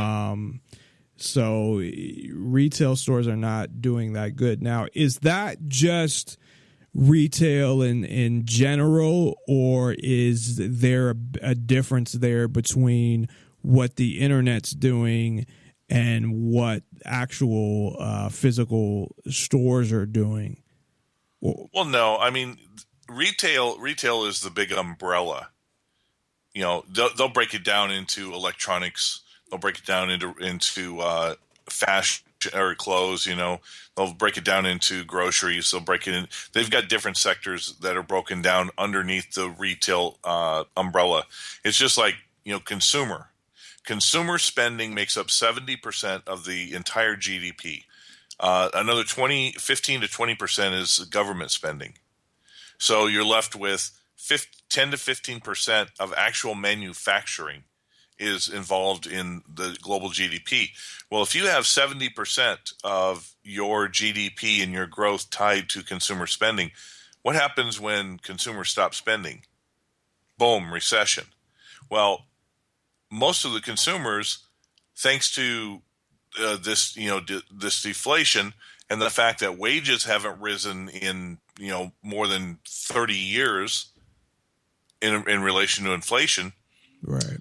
You know, all these new jobs that Obama wants to take credit for, yeah, they're bartender and waiter. They're service industry jobs, exactly, and they're either minimum wage or barely above minimum wage. Well, that's fine, but say you're in Canada, which is now going through price hyperinflation. See, Canada is a big thing. We've got Mexico and Canada both sitting on the cusp of hyperinflation. That came out of nowhere. This is what oil prices, the drop in oil prices, are signaling. It's production around the world, exports around the world, sales and purchases by consumers is coming to an absolute standstill. You know, the stock market has had, I think, 15 or 16 trading days since the beginning of the year. You know how many days were in the green, were in the plus in those 16 days? I don't think any. Two. 14 of the 16 days have all been in the red. So, I mean, and one of the things that I know, and people might not connect this, is that I'm assuming oil prices go down because when you're looking at businesses, you know, they're transporting new merchandise to businesses, and I'm sure that's a big part of it as well. Or you're shipping different things. So is that, I know there's other reasons for the decline in oil prices, but it's a self-sustaining problem. Okay. If the consumers aren't buying, then the producers start building up inventory and building up inventory and building up inventory. They can get away for a while by discounting their stuff. Then the consumers come back and say, oh, prices are a little bit lower, I'll buy stuff. But eventually your earnings and your profits are going to go down to a point that you can't start discounting anymore. That's why everybody loves Black Friday. And the retailers sort of hate it because they use that to get you in the store, but they don't want to really discount their stuff until like the last week of Christmas to get rid of it. If they start discounting almost immediately into the Christmas shopping season, then they're going to lose a ton of money. So that's the same thing what's going on in the world is when you see oil prices go down, that means that the world industry doesn't need the oil because it's not producing anything. Right, and it's not shipping anything as well, right? But here's the thing. Most of the countries that are really starting to collapse are all oil producing countries. That's their primary export. So Canada exports oil, natural resources, minerals, etc., but they have to import 80% of their food. Well, if you're not making enough revenues because nobody's buying oil, where are you going to get the money to go out into the global economy and buy food? Over the last weekend, some Canadians were tweeting. They were taking pictures at their local grocery stores.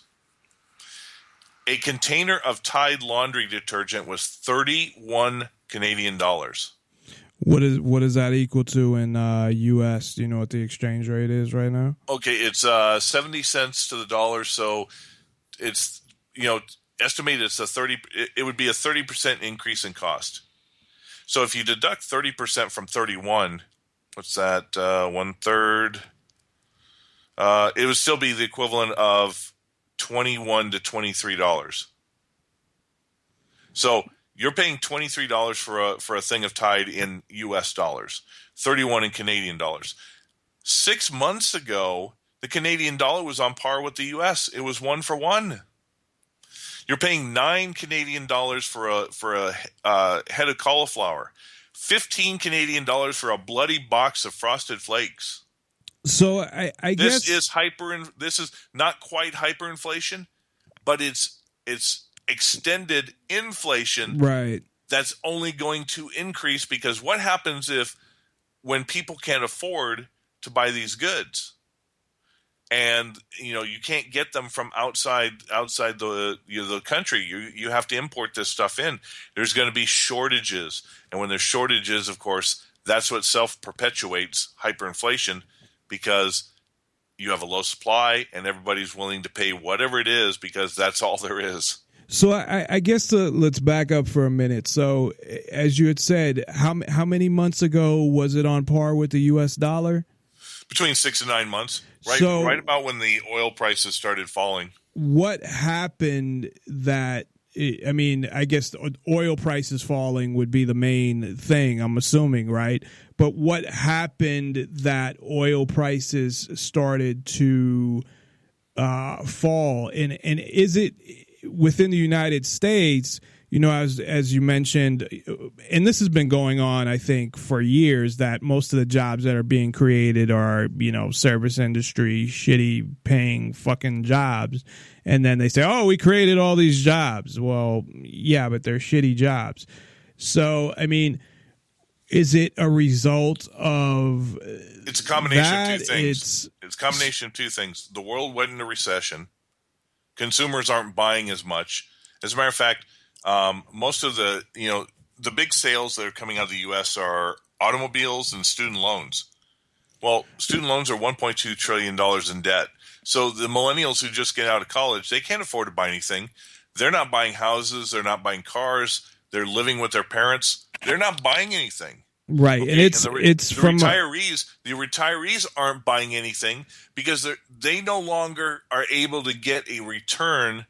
They can't go buy a CD, certificate of deposit. They can't go buy an annuity. They can't go buy bonds because they get no return gold on it. So they're not spending money. They're having to start spending. If anything, they're spending their principal because they're not getting interest. So they're holding back, trying to save whatever principal they have left. Then you have millennials not working, so you're shrinking, and most of the stuff that's being bought today is being bought in debt. We're back to 2008. Everybody's got their credit cards maxed out. The other thing is the geopolitics of it. Saudi Arabia wanted to go after Russia and the U.S. fracking. So OPEC forced prices down 9 months ago, and of course, since they're one of the biggest producers, most of the other countries like Indonesia, Canada, Mexico, Venezuela, Brazil, all these other oil producing countries, they couldn't compete. They can't offer the oil for a higher price. Nobody would buy it. So they had to drop their prices. One of the things, they're getting less revenue. And once they get less revenue, then their currency devalues in relation to the dollar. This is why the dollar's so strong.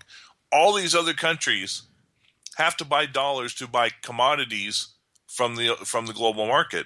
And since their currencies are devaluing because they don't have any real exports anymore, and they're not receiving any revenues to strengthen their currencies, this is why the dollar's way up there. This is why everybody else is at the bottom.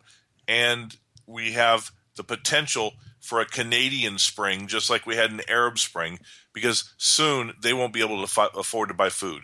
One of the things I had heard, and I don't know how on another show, I don't know how accurate this is that the deal with Iran regarding the production of the whole bullshit that they're trying to produce nuclear weapons when really they're just trying to create nuclear power plants to produce more oil, but that they're making a deal. What I had heard, and you tell me if this is correct or not, but that they're trying to make a deal to get Iran on the SWIFT system and sell their oil the same way as OPEC.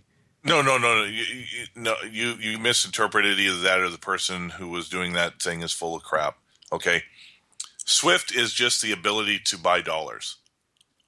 Iran is already a member of OPEC. They've are, because I didn't think they were. They've been sanctioned, and nobody was allowed to buy their oil. That's what the sanctions did. They couldn't sell their oil in the open market. Okay, so that's what it is then. Yeah. They were sanctioned, and they were not allowed to use the SWIFT system for currency interchange. Okay. See, all SWIFT is an information exchange for when currency transactions go. If China needs to buy, say, Swiss francs, there needs to be a global ledger that keeps track of this transaction. That's what SWIFT is. Right. So, no, I understand. So that's that's like the wholesaler of all currency exchanges. It keeps track of all who's got what money, what its value is, where the currency exchange, and yada yada yada yada. They cut off Iran during these sanctions for a decade. They cut off Iran from SWIFT, so they couldn't go buy dollars to go buy, Well, yeah, to buy so weapons, to buy food. To so buy that's whatever. exactly, and maybe I explained it wrong, but yeah, so basically lifting the sanctions to get them back on the SWIFT system and Correct. sell their oil, so it will benefit the U.S. And what they were saying was that's the real reason behind making the deal with Iran, is so it will lift those sanctions, and then the U.S. will make money off of Iran selling oil. No, it has nothing to do with that. The reason that the U.S. backed down and removed sanctions at this time is because the old agreement and partnership between the U.S. and Saudi Arabia is breaking apart. It's falling apart. So they desperately try to ploy to stand with Iran and get into Iran's camp. But Iran, if you've been under sanctions and hate the U.S. for a decade, you sign agreement, you give lip service to signing agreements, but then you do what you want to do. But it still sounds like, from what you're saying, though, because of Saudi Arabia, that they're trying to replace them with Iran by lifting those sanctions, right? For the same reason. So they'll make that money through the exchange. They make it money for the swap, right? But in reality, Iran is, the amount that they make is sort of moot and meaningless. It's they're only doing 2 million barrels a day. In comparison to the fact that the U.S. can send out 6.5 million per day, that's a small drop in the bucket. The key thing is that the world is actually getting rid of the petrodollar system, and the dollar as a reserve currency is falling away. Right. Russia, I wrote an article on this a couple weeks ago. Russia is opening up a new oil market that they're going to price oil in rubles, not dollars. And it's going to compete with the WTI, which is West Texas Intermediate, which is the U.S. oil market, and Brent, which is the oil market in Britain. They're going to compete directly with them, just like the Chinese Shanghai Gold Exchange is going to compete with London and COMEX. So if Russia can offer to buy and sell oil in rubles, why do countries need to have the potential for the U.S. to use the dollar as an economic weapon like it did with Iran for a decade, disconnect them from SWIFT, and wreak havoc on there. Now, countries that are feared of the U.S., they can say, we don't need your dollars. We can just go to Russia and buy in rubles. China doesn't produce oil, but they've created an oil market to sell it in yuan. So that's really what's happening. It's a false gambit, but the problem is that look who we have. We had Hillary Clinton as Secretary of State. We've got John Kerry as Secretary of State, and we got Obama as President. Do you think they really have the aptitude to even run those offices? They don't know what they're doing. They're shooting in the dark, hoping that something sticks on the dartboard. While the rest of the world, the Putins are playing chess, and Obama is lucky if he can, make a move on his checkerboard. So set that aside. The problem is that the global economy is coming to a standstill. One of the things that I was watching the maritime ships. There's a website, and Jeff Berwick actually discovered this.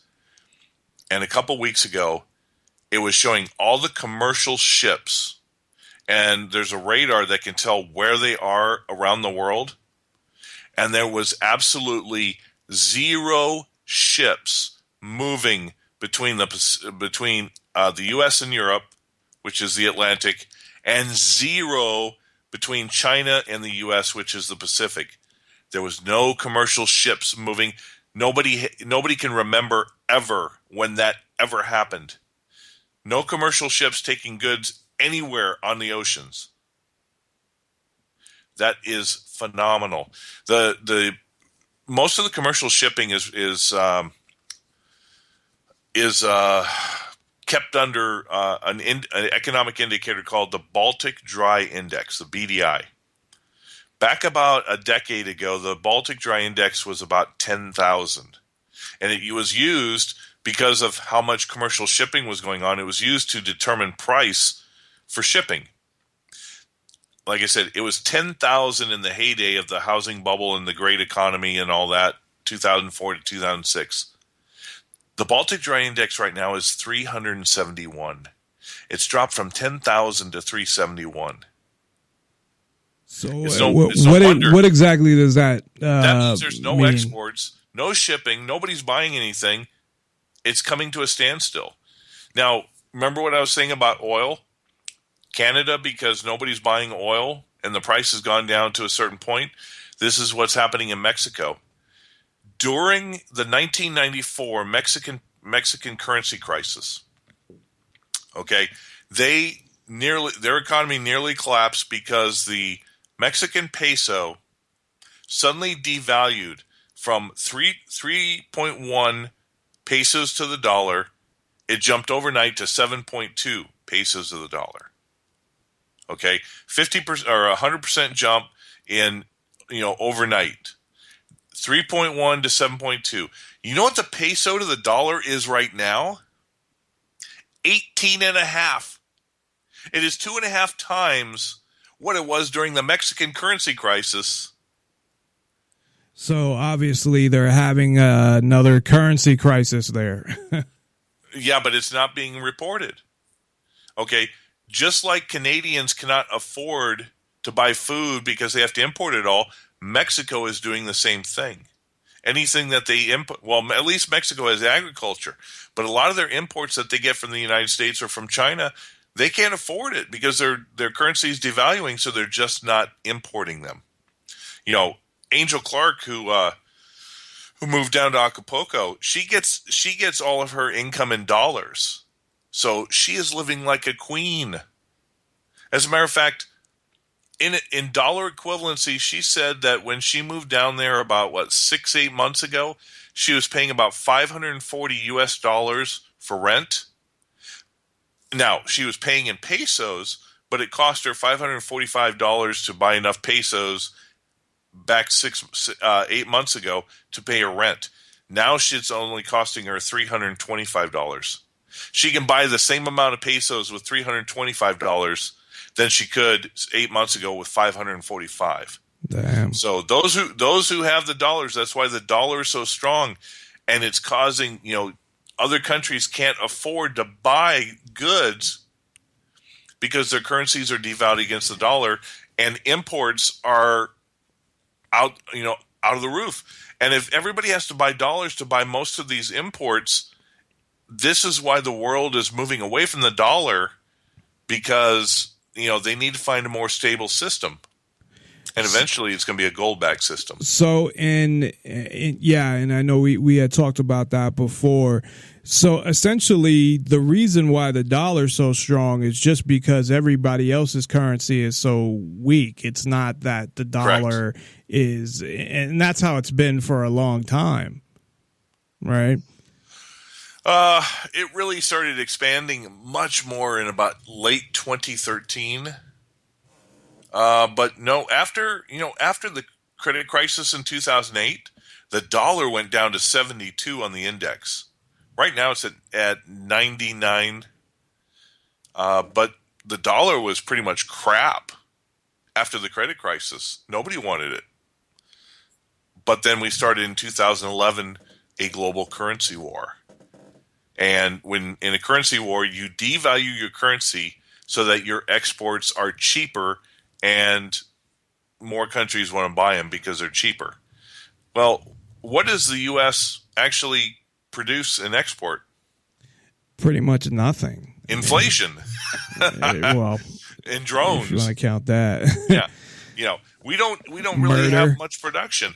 So all we do is we export dollars because we're the reserve currency and everybody's got to buy dollars. So how long does that continue for? Because I know we've been talking about getting away from the U.S. dollar being the reserve currency, having something, as you just mentioned, backed by gold. China was looking at having something backed by gold, or, having at least a note that verified that they had the gold that backed that note, not, taking the actual gold there to buy something, but just like a check represents your money in the bank, the same type thing. So it seems like that the U.S. is doing whatever they can to keep extending this thing for as long as they can. Well, of course they are, because once the dollar goes, the U.S. becomes a third world country overnight. But how much longer can they do it? And I know as long as the world accepts it, like a war. We had talked about that before. It seems like things may be heading there at some point, because we're already at war. Well, yeah, but I'm talking more of like almost a world war with China and Russia, and not kind of these proxy there will be a lot of skirmishes that come out of nowhere. Look at what Saudi Arabia and Iran. They've cut off diplomatic ties, and Saudi Arabia has already came out 2 days ago and said, we're going to buy nuclear weapons on the open market because, if Iran attacks us, we're going nuclear on them. And this is so fucking stupid, just for the people who don't know, and please correct me if I'm wrong, that the really what this is about is the Sunni and the Shiites, and the ridiculous thing that it's, what was it, that they believe, one of them believes that the ruler should be somebody related to Muhammad and the others don't. True, but you know what? There's only one Middle Eastern ruler that's actually, quote unquote, at least they claim the lineage related to Muhammad, and that's the King of Jordan. Yeah, so is that still King Hussein, or did he die? No, he's still there. And interestingly enough, King Hussein is not a radical Islam. He's pretty secular. No, but he still wears that thing on his head. But that might be because of the heat. That might just be because of the heat. Yeah, no. I mean, in Jordan, they don't behead people, and they don't cut off their hands. They don't make women do this. Okay, so that's what I mean by secular. They I was always familiar with Jordan because at the time when we were, studying that in school, I was a Michael Jordan fan, so it made me want to learn about the country. You're killing me. Yeah. So no, I'm actually serious, but that's when I was maybe like in high school or middle school or something. So what do you want? But so. With things going the way they are, even though the dollar is the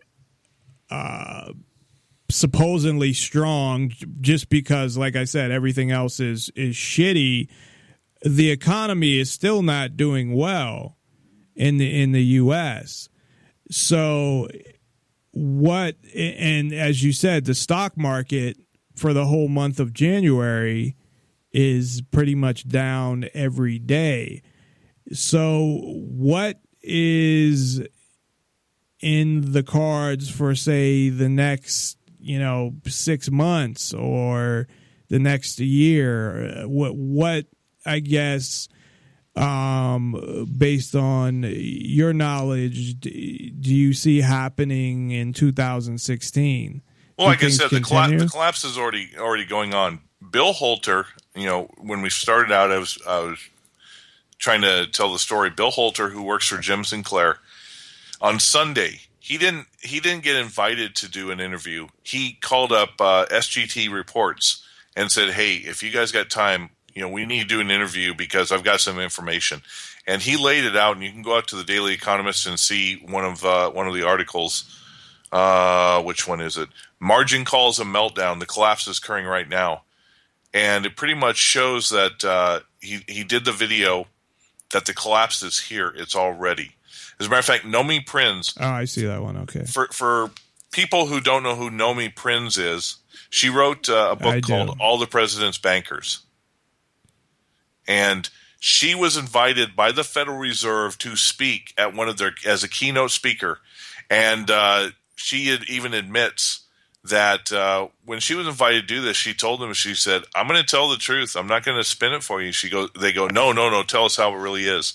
She then, after she did her keynote speaking, she went on Gerald Celente, the trends researcher guy, did an interview with him, and she said outright, the Fed, they don't know what they're doing. Well, did they ever know what they were doing? Well, you have to, the Ben Bernanke didn't seem to know what he was doing. No. But they have hundreds of Ivy League economists. So the anything that keeps the economy going, it's all about confidence. And obviously, the way the economy has been, under Greenspan, under Bernanke, there's still enough people and enough corporations that have confidence that the Fed knows what they're doing. But she pretty much laid it out that they weren't. Now, let me give you some interesting things about, besides Canada. We've talked about Canada. We've talked about Mexico. I'm putting out there, not betting the farm on it, but it's one of those that I would not be surprised if it takes place. 2016 is supposed to be the Summer Olympics in Rio de Janeiro, Brazil. And Brazil's having a tough time right now. Brazil just canceled Carnival. Right? Yeah, I saw that in your article on the margin calls. Yeah, Brazil canceled Carnival, the most famous, celebration in Latin America, maybe next to the Day of the Dead with Mexico. It was also a show. Brazil is also can't afford to pay the electricians and the electricity who are trying to build the infrastructure for the Olympics. So unless they get a windfall from some other outside agency, I would not be surprised if the Olympics this summer get canceled. And because Brazil cannot afford to put them on. So what is going on with Brazil? Because I thought they're one of the BRICS countries as well, right? But their primary export is oil. And like Canada, like Mexico, like Venezuela, like Iran, like Saudi Arabia, like Qatar, all of these countries, like Russia, all of these countries are hemorrhaging.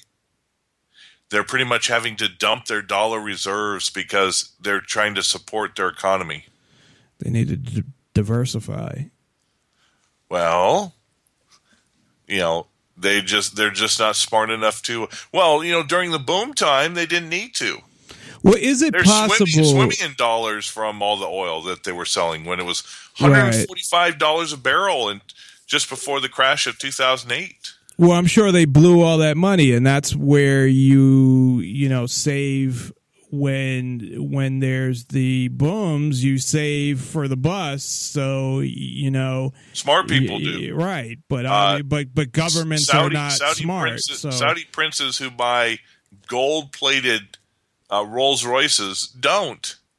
As a matter of fact, they'll buy a Ferrari or a Lamborghini. And if they get one tiny scratch on it, they just dump the car off on the side of the road and go buy another one. That's crazy. There's this picture in either the UAE or in Riyadh in Saudi Arabia, where there's on the side of the road there's this dust, and there's all these Lamborghinis there that were just the princes just left them there, and they've been collecting dust for more than 2 years. Maybe we should go down there and pick a couple up. Your hand? They know better. Nobody steals in Saudi Arabia. I'm sorry. Well, come down there with a big plane and a bunch of machine guns but no.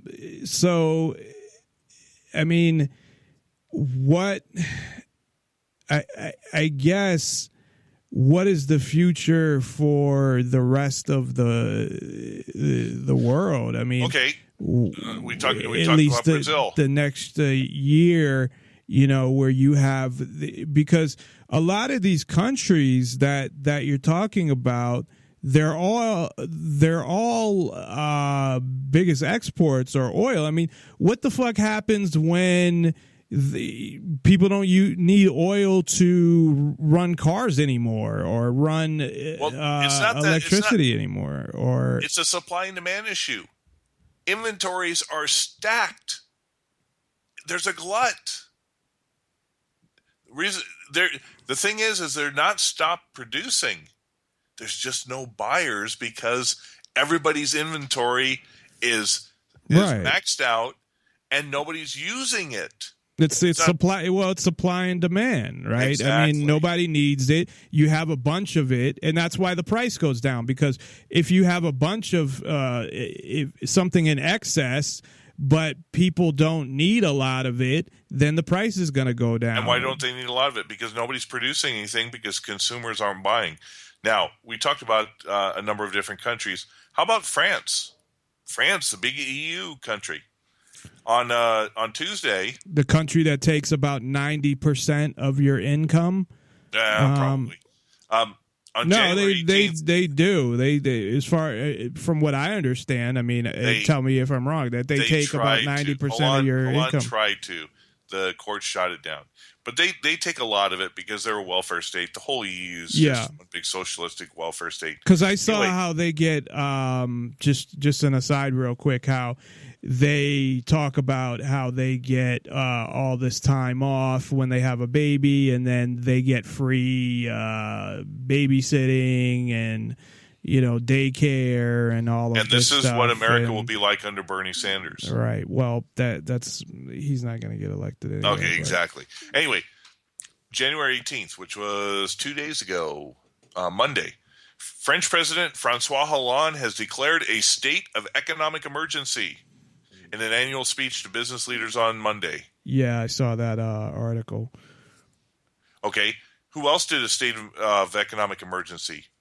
Venezuela, Nicolas right? Maduro of Venezuela. Well, they've been, Venezuela's been in essentially, whether they declared it or not, they've been in a state of emergency for a long time now, right? I mean, exactly. With the bolivars and the same thing with the dollar, where what I had heard was that they were, on the black market, you could sell dollars and make all this money. And That's Argentina. That's Argentina. No, Venezuela. Which is the country that has bolivars? Argentina. Okay. Yeah. It's called blue dollars. But I thought in Venezuela it was the same thing was going on there as well. Venezuela. Well, either way, and you may be right. The bolivar may be Venezuela, but Venezuela has locked its borders and has immense capital controls.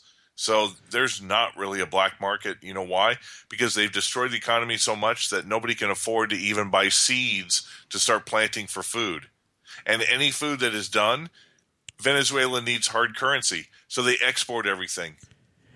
And let's be clear on this for all the Bernie Sanders supporters, that Venezuela got into this mess because they are a communist socialist country, and they set price controls. They set it was bolivars that Venezuela had, because what they did was they set the value of their currency.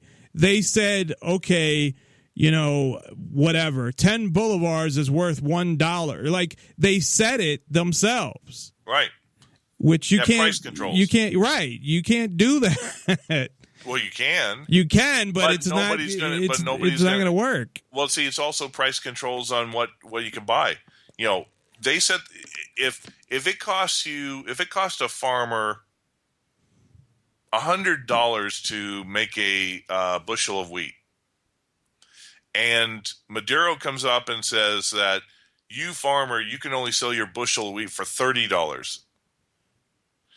you're going to lose $70 in every bushel right, wheat and you you're do. not going to make and it. eventually you're going to go out of business, and that's what's happened. We actually talked about, I think, that specific example before, but and then there's going to be no food because you're setting those price controls. And Venezuela is the place that even 6 months ago or even longer, I mean, they didn't even have toilet paper. This has been going on longer than Maduro. Hugo Chavez. Yeah, it's been going on for a couple years. 6 years. Yeah, it's been going on 5 or 6 years. It all started when Hugo Chavez nationalized the oil industry and the mines. Well, if you nationalize it and you don't pay the foreigners who own these these platforms and that, if you're not going to pay them and you're just going to steal it from them, you're never going to get a single foreigner anywhere or country lend you money, build your infrastructure, or do anything. You are stuck on your own. And that's pretty much what's happened. And what I understand, too, with Venezuela, and please correct me if I'm wrong because you would know more than me about this part of it. Well, basically most parts of it. But that Venezuela wasn't one of those countries like, Chavez wasn't like a Pol Pot or one of these guys who came in and killed a bunch of people. I would say he was more like a Bernie Sanders. No, he's more like a Fidel Castro. Oh, okay. Well, he did come in and kill over the government. Castro did kill a bunch of people. So, Fidel went in. When Fidel went in and Maduro came in, this is why Latin American, socialists love taking government, because what they do is they rob the treasury blind, and then they blame America and they blame the people, and then they impose capital controls. Hugo Chavez, it's reported, stole billions from his from the country and moved it offshore. Fidel Castro is supposedly worth like $40 billion, and it's all offshore. All of these despots just steal the coffers blind, and then they blame America, and then they blame anybody who's a capitalist in their own country, and they keep everybody poor. So that may be a little difference there, but I mean, but from what I understand, though, he wasn't one of those guys that went and just murdered a bunch of people. Now, I could be wrong, but I never heard anything about that part of it. And he would be what you call a socialist, because socialists, for the most part, have a smaller oligarchy than communists. And there's no such thing as communism. Communism, you don't have leaders. The workers just take over, and there's some benevolent oversoul or whatever that works, leads the people. You don't have dedicated leaders in true, Marxism. But I just think that, and I know it would be a little different because of all the money that obviously they were taking, but I would put that more of closer, I guess, to Bernie Sanders than all of these other countries because what they do is, and the reason why I'm bringing this up is because what they do is when they talk about communism, or democratic socialism, whatever they want to use, and when I'm saying I'm talking about the supporters. They're like, oh, could you see Bernie Sanders killing, 6 million people? And so they try to talk about, no, it would be different in all of these countries. And it might be different in that a bunch of people aren't getting killed, but they're definitely going to be going to jail. I mean, Bernie Sanders even came out and said, well, this person should be in jail and this person should be in jail. And he's talking about people that are running businesses. Maybe some of them do deserve to be in jail, but you'd have to have evidence in a trial. If there's one thing that Bernie Sanders, Nicolas Maduro, Hugo Chavez, Fidel Castro, if there's one thing that they all have in common, is that they play envy politics. Remember, they're all the rich, tax the rich. The rich are the ones you've got to get. Okay, it's envy politics. That's what they do, is they appeal to the unintelligent, uneducated, illiterate, poor, and point and say, it's because of them that you're poor. Let's get them. I'm going to tax them, and then I'll give it to you. And, of course, the poor people who have nothing and are not smart, They believe no it, motivation, yeah. and not willing to get out on their own and want reliance on the government. Yeah, tax the rich, steal from the rich, give it. They don't deserve anything, blah, blah, blah. And that's how you get votes. Well, unfortunately, with Cuba, they were corrupt before that, but they weren't a corrupt. Communist country. No, but Cuba's very. You hit the nail on the head. Anybody who takes over power by a violent means has an agenda that has nothing to do with the people. It's an agenda for their own personal no, power definitely. grab. But it's. I was just going to say, and then we'll take a quick break, that in terms of Cuba, it's very sad because Cuba could have been a great place for people to go and vacation, and it's right off the coast of Florida, and it could have been so much different. I don't know if you have seen, I'm sure you've seen Godfather 2. Sure. Where, the mafia was involved there and there was some corruption there, but they were going to set up casinos, and it probably at some point the mafia would have been pushed out like they were in Las Vegas, and it would have been a great place for people to go. Well, it was a great place. And then it was, but it was still some corruption. I don't know, the for corruption the was average. actually the U.S. corporations. That's why they did the nationalization, the overthrow, is because pretty much the U.S. corporations were over there, and what they did with fruit in the fruit companies. That's why they're called banana republics, because they take over. Well, that was part of even mentioned in The Godfather. Yeah, the fruit company, the United United Fruit Company. Yeah, and that was a corporation who went in there. Pretty much used the mafia and extortion and bribes to take over the big industries in most of the Latin American countries, and pretty much bought the legislature, and it was just a corporatocracy. That's what was going on in Cuba. And that was, I don't knock Fidel Castro for his revolution. The problem is that Fidel he Castro murdered a bunch of people. That's where,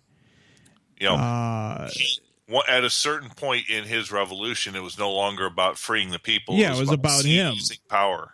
Exactly. It was about him. And in doing that, he murdered a bunch of people. Now, we can look at the United States as well, and they probably murdered just as many people as he had.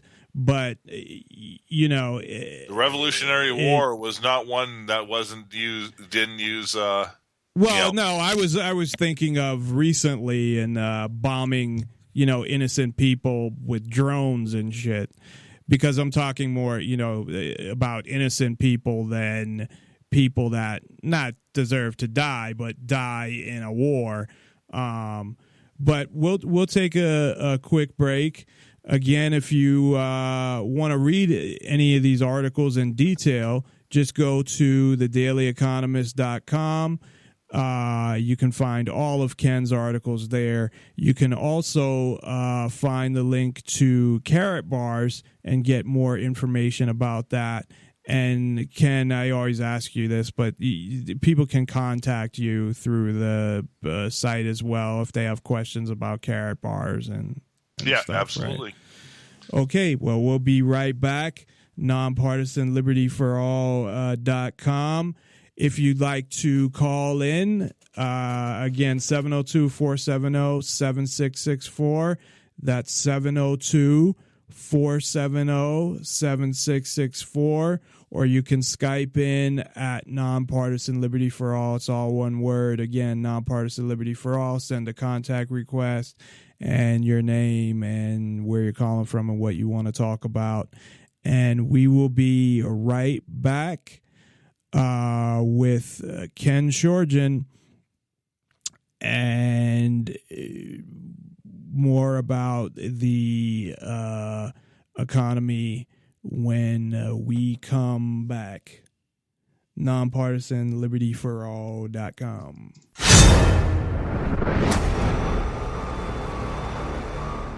Hello, everyone, and welcome to the Freedom Fighter Times. France's President Hollande declares state of economic emergency, wants to redefine economic model. This is not the only thing that's going on economically right now around the world. Inflation in France, negative in January for the first time in more than 5 years. Wall Street is in a panic. U.S. stock markets close with biggest losses since September. This was posted on the 15th of January. The Dow Jones Industrial Average lost 391 points on Friday, making it the largest daily point loss since September of last year. The sell-off was triggered by plummeting oil prices and turmoil in Chinese markets. Now, not only that, but here we go. Big banks are cringing as crude oil is crumbling. The title of this is Big Banks Brace for Oil Loans to Implode. What does this mean? Obviously, this is CNN money. So let's take out the fear factor here. Obviously, there is a plan that's going on behind this economic disaster we've got building right now, if you would. Firms on Wall Street helped bankroll America's energy boom, financing very expensive drilling projects that ended up flooding the world with oil. Now that oil glut has caused prices to crash below $30 a barrel. Turmoil is rippling through the energy industry and souring many of those loans. Dozens of oil companies have gone bankrupt, and the ones that haven't are feeling enough financial stress to slash spending and cut tens of thousands of jobs. 3 of America's biggest banks warned last week that oil prices will continue to create headaches on Wall Street, especially if doomsday scenarios of $20 or even $10 of oil, $10 for oil, play out. For instance, Wells Fargo is sitting on more than $17 billion in loans to the oil and gas sector. The bank is setting aside $1.2 billion in reserves to cover losses because of the continued deterioration within the energy sector.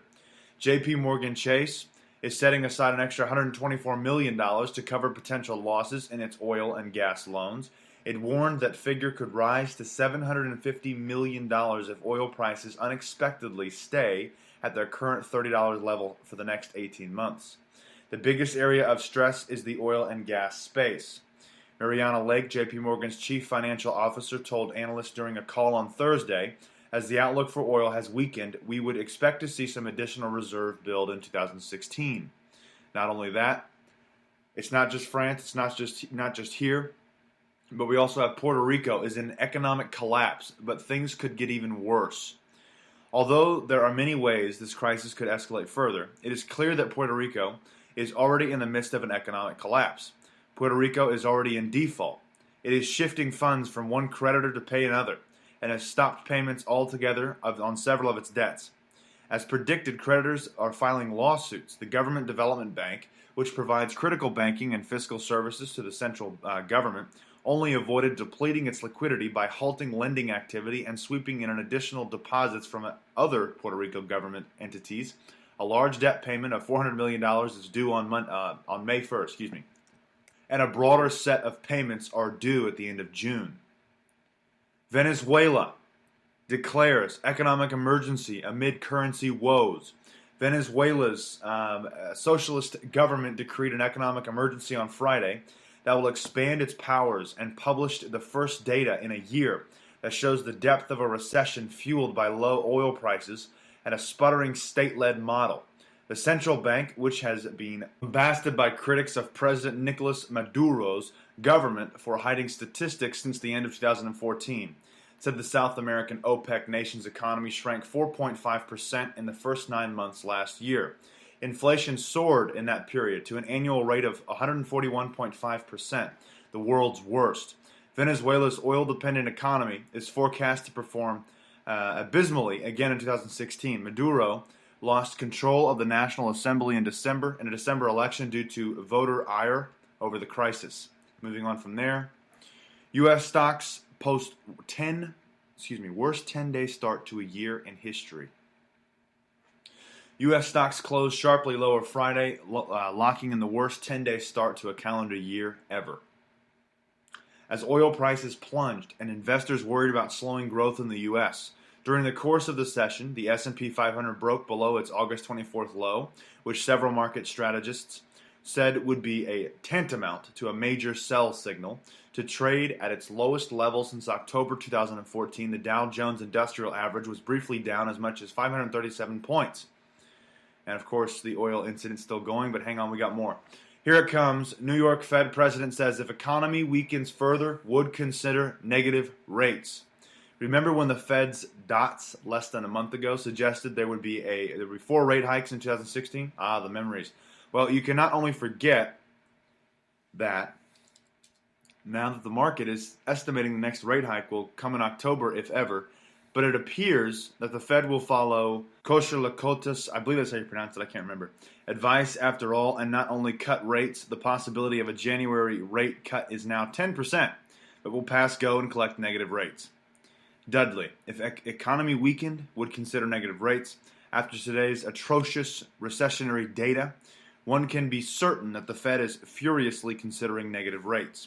While the comment came from the Dudley Q&A, his full speech can be found there. And just to add confusion, here is a spurious Bloomberg headline, which will hardly aid matters. Yellen said in 2010, Japan-style deflation, worst case scenario. Well, right now, oil prices sit at about $31.20. That's 72 cents up from yesterday. Bit of a bump, you'd say, but think about it. The slump continues. Russia's reacting to low oil prices by slashing its 2016 spending budget by 10%. And according to Prime Minister Dmitry Medvedev, the country must live within its means. However, Russia's not the only country affected by the price of crude. And with tightened wallets, some nations are concerned that being cash-strapped may create political fallout. Joining me here in the studio to break down the situation is journalist and political analyst Caleb Maupin. Caleb, great to see you. Sure. We talked about this a little before. We've seen oil prices go up. We've seen oil prices go down. Is this just a natural part of the cycle, or are we seeing something a little bit different here? Well, right now, the Kingdom of Saudi Arabia is expanding their oil production apparatus. They're churning oil out onto the market, and they're losing money in the process. This is not the normal cycle of the market. This is direct manipulation. In the 1980s, the Reagan administration and Brzezinski, they deliberately manipulated the oil prices in order to hurt the Soviet Union. And I believe that today they are manipulating the oil prices and trying to hurt Russia as well as Venezuela and Iran. So do you think that they're actually getting the intended effect this time around? Well, I was in Caracas during the parliamentary elections recently, and I'll tell you those elections were a direct result of the drop in oil prices. They are trying to cash-starve Venezuela, Iran, and Russia. These are all countries that have a vibrant, independent economy that is based on the public control of natural resources, namely oil and natural gas. And essentially, the goal is to cash-starve the government sectors of the economy and create a political crisis. And they have been succeeding in doing that, at least in Venezuela and in other places. It's unfortunate, but let's keep in mind, oil is a very, very important resource in the global economy at this time. And if the prices can be manipulated, you can get a political fallout and take out your opponents. So, okay, you mentioned Saudi Arabia right off the top. And when people think oil, well, you think Saudi Arabia. Now, Saudi Arabia depends on oil. I mean, it's a country that, its bread and butter is oil. How are they being affected by this? And are they the ones manipulating it? Is this kind of a suicide for them, really? Well, the oil of the Kingdom of Saudi Arabia is de facto the property of ExxonMobil. Now, that's the biggest Wall Street oil corporation. That's the Rockefellers, that's Chase Bank, and they work hand in hand with the CIA. The Rockefeller Foundations fund some of the biggest foreign policy think tanks in the United States, and they have a history of carrying out strategic geopolitical goals and kind of coordinating with the government. And we're seeing that, and it's having an impact on the U.S. economy if you look at what's happening on the stock market lately. But overall, the goal is to create a crisis in Russia and in Venezuela and in Iran, and it's a Walmart scheme. We all know what Walmart does. Walmart comes into a town, they lower their prices, they put all the local businesses out of business, they get rid of their competition, then they raise the prices back up. And that's what they're doing on a global scale. This is a global Walmart scheme being carried out by ExxonMobil and the CIA. So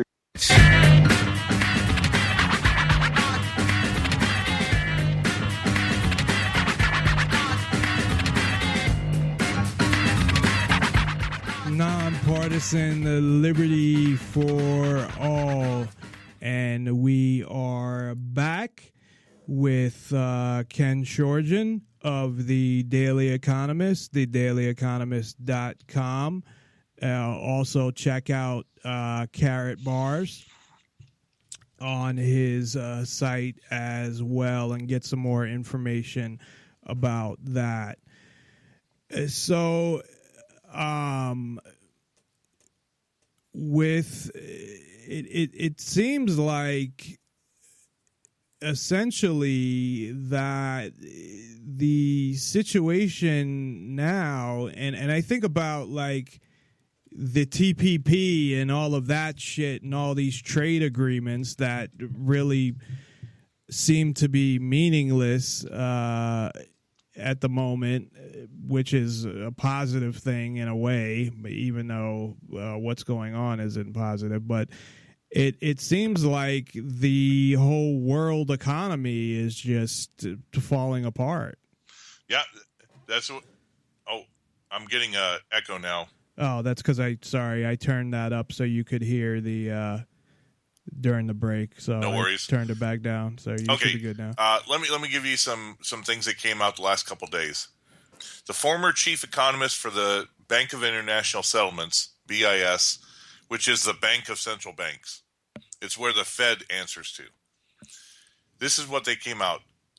The financial situation in the world has become so unstable that a new wave of defaults and bankruptcies will soon emerge, says William White, chairman of the OECD and former chief economist for the BIS.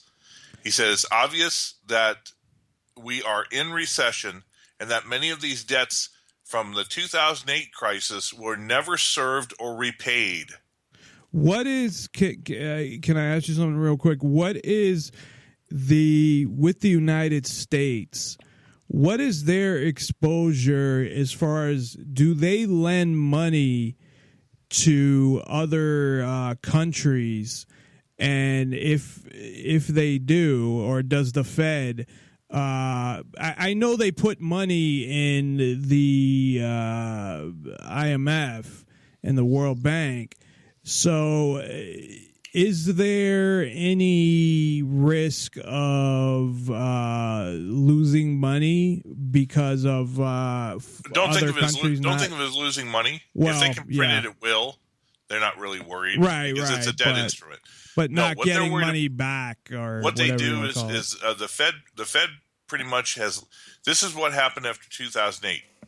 They realized with Bear Stearns, Lehman Brothers, when they collapsed, that individual big banks could create a domino effect and topple the entire global financial system. Right, and then they left that in place, and it could happen again. No, what they did was they lashed all the banks together.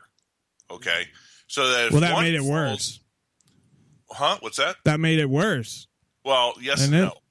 Yes and no. What it means is that if one bank fails, that they have the stability. You know, it's like if you're on a ship and the ship's going through a storm, you tie yourself to the mast.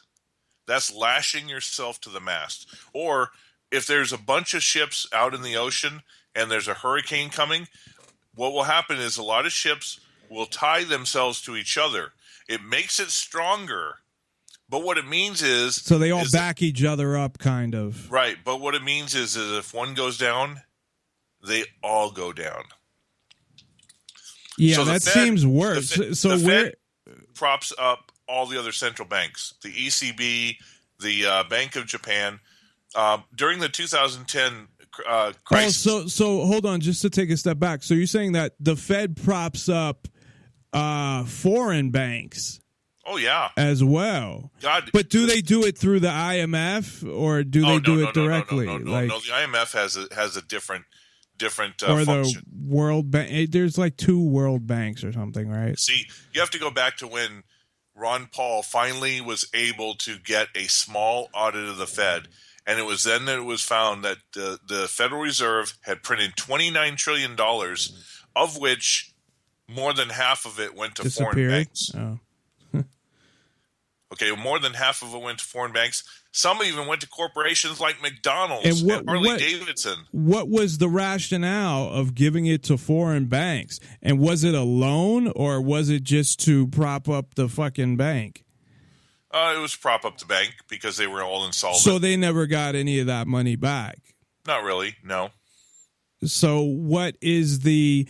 I mean, I guess it's like, it reminds me, you go back to the Rothschilds and how, they got paid back, though, but how they'd lend money to both sides.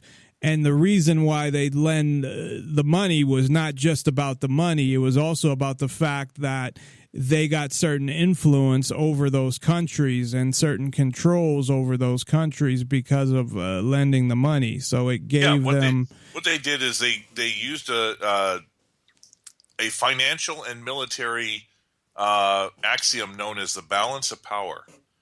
When Rothschild established his first bank in Austria-Hungary, he sent his 5 sons out to Britain, France, Italy. Germany wasn't really a country yet until 1870, but to 5 different major powers. Wasn't it like Prussia at that point or something? Prussia was... See, when Germany was created in 1870, it took 39 principalities and made them into one country. Oh, okay. But Prussia Prussia was just simply them, right? one of the principalities. They were separate things. So anyway, Rothschild sent out his 5 sons to 5 major places, took over their central banking. And what happened was, if one country, one government, or one king at the time said to this private central bank, I'm not going to pay you back, then what would happen is, say France didn't want to pay back its debt. Then the private bank, the Rothschild Bank in England, would go to the King of England and say, you need to go to war against these guys. So they created all these wars in the 19th century as a means to ensure that the governments would pay back the Rothschild banks. Right. But I know when Napoleon was at war, that they were giving money to both sides of the war. Kind of like almost now, I'd equate it, and maybe this is a bad analogy, but how people give money to both parties, because Donald Trump? Well, him and everybody else, the Koch brothers, whoever, that they give money to both parties to kind of have control over, no matter what happens. Exactly. They make sure that they're on the winning side. That's what they do. Correct. And that's how it's pretty much done. And see, the Fed, all central banks are privately run central banks they're shareholders of the major banks. Our Federal Reserve has foreign banks that pretty much are on the board and control our monetary policy. So if foreign banks control our monetary policy, and those same foreign banks are the same ones that run the ECB, the BOJ, yada, yada, yada, then it's in their interest that they ensure that, at the taxpayers' expense, the U.S. taxpayers' expense, that their European banks are all solvent. So, and that's something that... But it only worked once.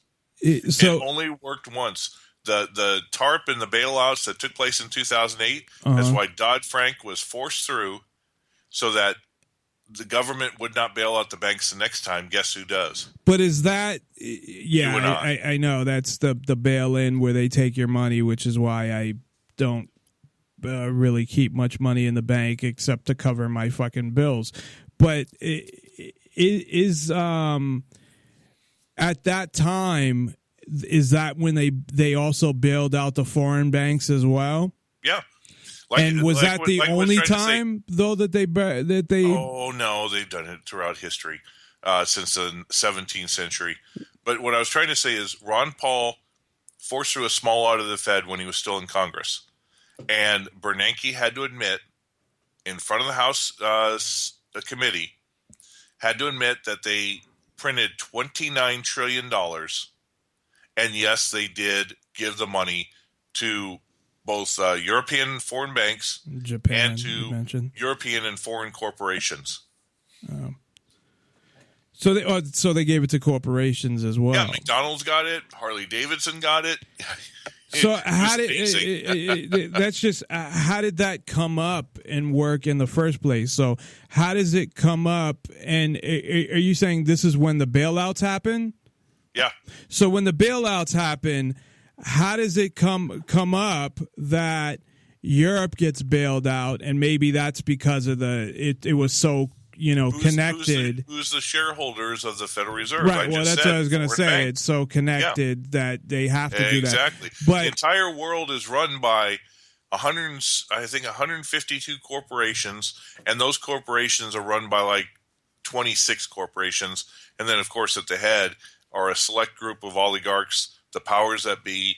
And so it doesn't matter. So were those all the corporations that ended up getting money because they have, we'll say, stock in the Fed? Well, not necessarily stock in the Fed, but what happened is these foreign banks that are shareholders in the Fed had shares and controlling interest in places like McDonald's and Harley Davidson, whatever. So they bailed them out to make sure that their wealth and position in the corporations was saved. So, I mean, how does that, I'm trying to picture how that meeting goes that, I need you to also, these are the list of companies that I need you to give money to.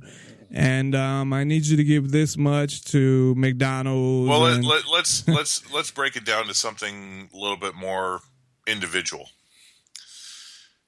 Warren Buffett used to buy stock in a bank one time, Salomon Brothers, and I think it was the late 70s, and he got burned immensely for it. So, what do you mean he got burned? That the bank went under? Or? Yeah, the bank went under. Okay. From the late 1970s until 2008, Warren Buffett and Berkshire Hathaway never bought a single bank stock or anything. He said financial industry is corrupt and whatever. But all of a sudden, after the 2008 crisis and Bear Stearns goes by and Lehman Brothers, Goldman Sachs was on the verge of absolute bankruptcy and default. Right. And here comes Warren Buffett offering them $5 billion loan and then $5 billion in options. So $10 billion total. In options, what do you mean by options? Means he has the option to buy a stock at a certain price. Oh, you're talking about stock options, okay. Correct. And the price, I think, was $110. Well, Goldman Sachs was about to collapse. Why the hell did he do that? Especially when for 30 years he had never bought a bank stock to begin with. Why? Because Warren Buffett, contrary to the old grandfatherly way he's a fraud. He's full of shit. He is an insider, and he knew that the government was going to bail out AIG. AIG was the reason that Goldman Sachs was going to go bankrupt. Right, because they insured everything, right? Exactly, and so Warren Buffett heard before the bailouts that the banks were going to get bailed out, so he made this loan and bought this stock, and sure enough. At one point, Goldman Sachs went up to $212 after being down to $66. So he pretty much doubled his investment.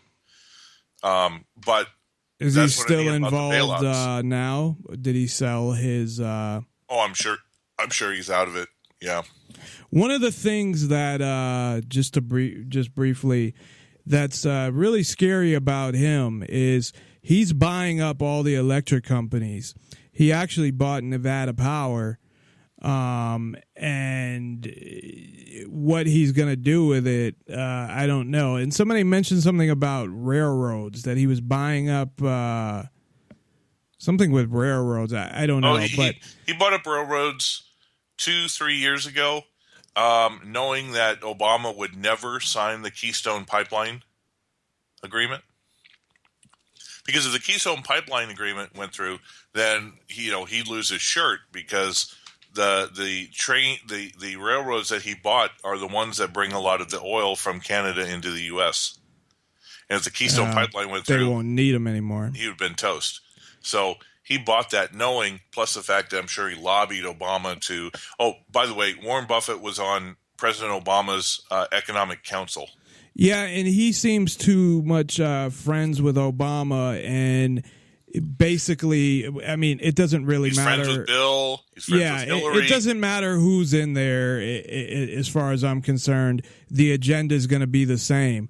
And it's with him buying up all these power companies, and that with the global warming and jacking up the price, which he has done in certain places. That's what I am concerned about. What he's going to do, whether it's shut some of these down or to jack up the price there and have that with how they want to basically tax CO2. So they want to tax what you breathe out. But the interesting thing is who was the one who pretty much ran foreign policy for Jimmy Carter? The fucking what's his name? Zygmunt Brzezinski. Oh, I thought it was. Now, most people don't know very much about Zygmunt Brzezinski besides his book, The Grand Chessboard. But Zygmunt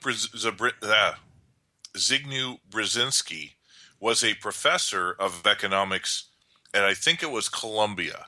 The significance of this is Columbia University in the 1930s, during the Great Depression and the uprising that was going on, Columbia University had the creation of the technocrats, and the technocrat society ended up having about, I think, 500,000 people. They like to play Techno Bowl. No, not the video game. The technocrats believed that money should be determined by energy, not by gold, not by any other commodity, by energy. And so when the petrodollar agreement was done, guess what? Money was suddenly backed by energy. Well, now that the petrodollar is pretty much coming to its final days, how can they take this to the ultimate? Well, you do it by carbon credits. Energy at its greatest source. So what they want to do is they want to try to create a global monetary system that's based on carbon credits. This is why, out of nowhere, this sudden move for climate change, man-made climate change and control, because at its core is the attempt to bring about the singular global financial system.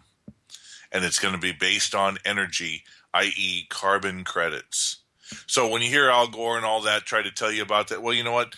I'm sure right now this vast winter storm that's hitting the East Coast right now, the people really want to hear about global warming. Yeah, I was going to talk.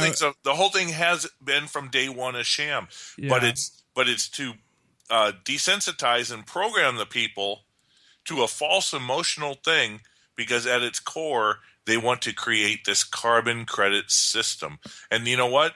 Guess who created Carbon Credit Company? Al Gore. Al Gore, yeah. The money would all go to him. He's trying to sell. His Blood and Gore company. That's his partner. Blood.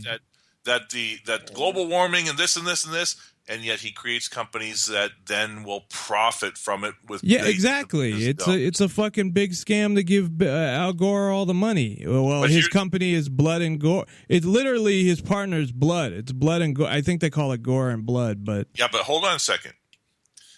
There was something that occurred in the middle of 2015 that sort of takes this thing to an even bigger level, and it might be the end of oil, and it might be the true reason why we're seeing oil prices completely collapse. Rockefeller, his claim to fame was Standard Oil. And the Seven Sisters. David Rockefeller? Well, yeah, David Rockefeller. Or the original Nelson. Okay. Nelson Aldrich Rockefeller, I know who you're talking in the 1860s. he discovered oil in Pennsylvania, started Standard Oil, and created the giants.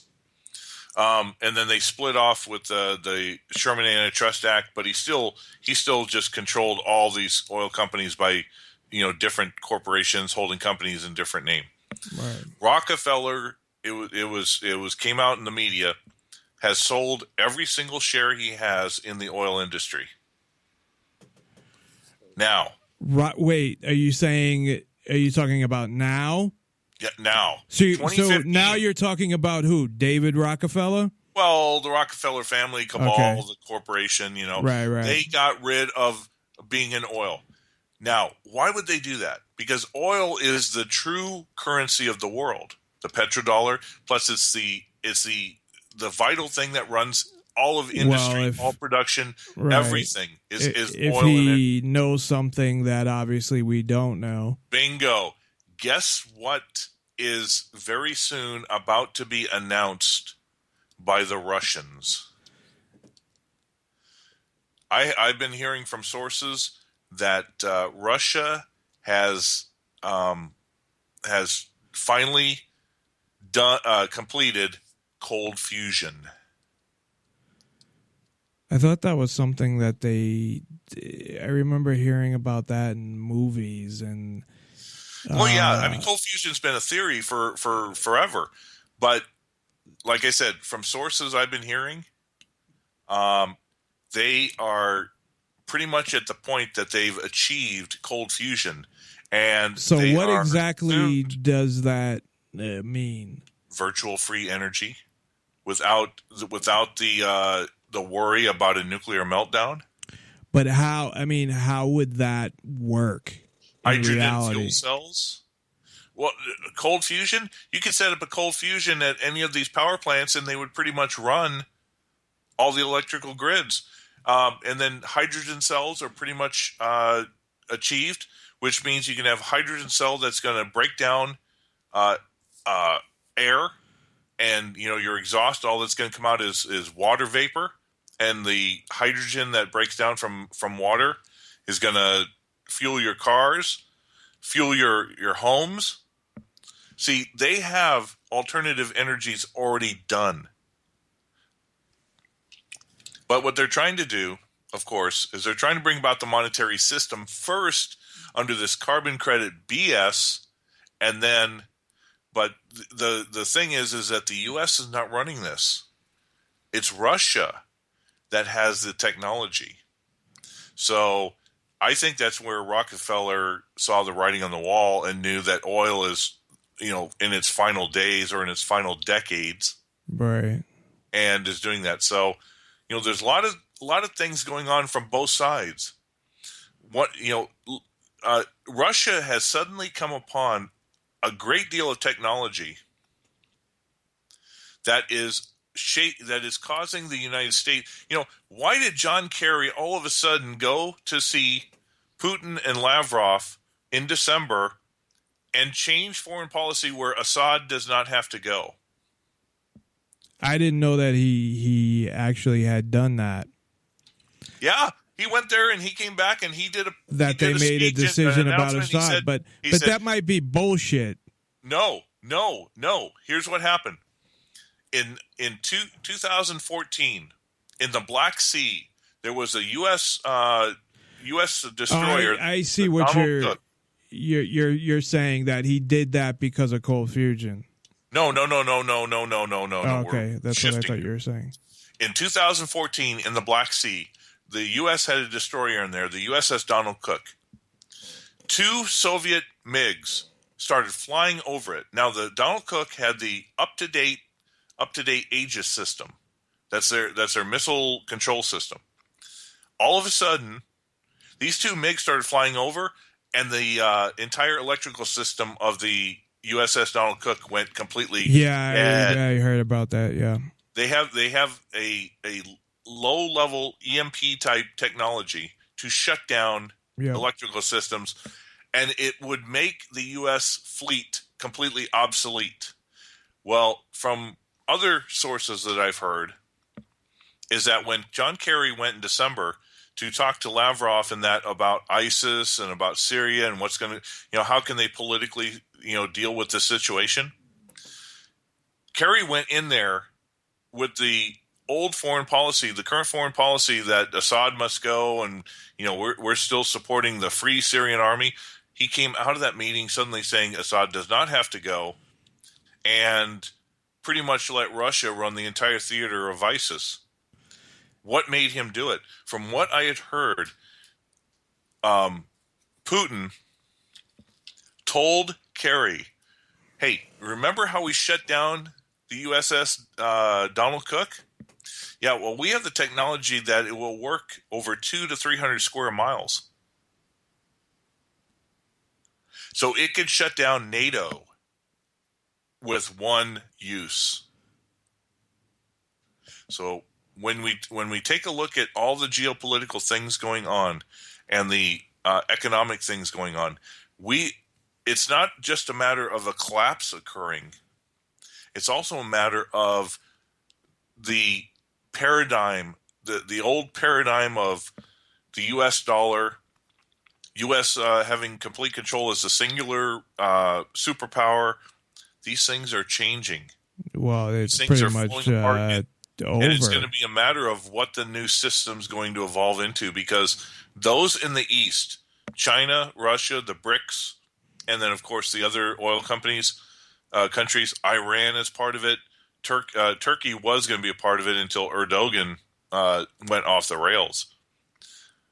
But they're creating a new system, a new cabal that's more based on free economic trade. And, of course, the U.S.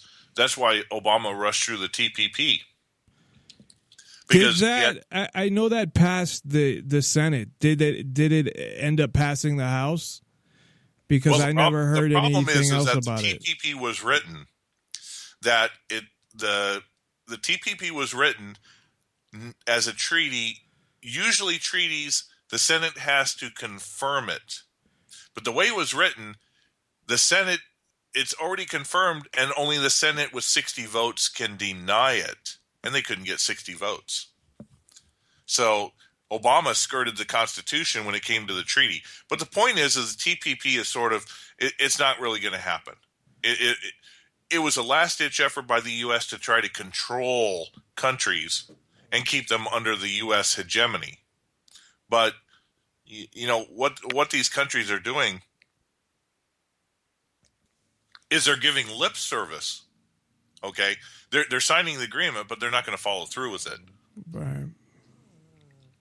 The reason I say this is because of the 12 countries that signed the TPP agreement, 5 of those countries also are signed on to the Chinese ASEAN compact. So how can you have countries that have agreements with China when it comes to free trade and still be under the TPP, which is completely, in opposition? So it's lip and service. it's not even a fucking free trade agreement. I mean, that's part of it, but it's the things like 30 chapters of. No, they don't even know they don't even know what's in it. They had to sign it before they could see what's in it, and they cannot report what's in it for 10 years. No, I know they had to go. You're talking about the TPP, right? Yeah. That they had to go into this room.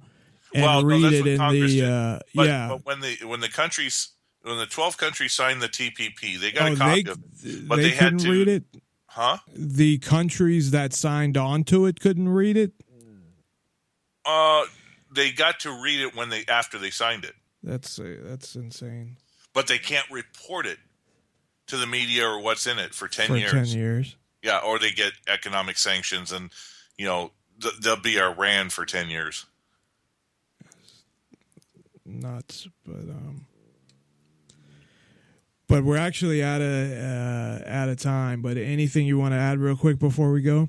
Yeah, one last thing. RBS, which is one of the top 15 banks in the world, Royal Bank of Scotland, on Monday has advised clients to brace for a cataclysmic year and a global deflationary crisis, and they are telling all their clients, sell everything.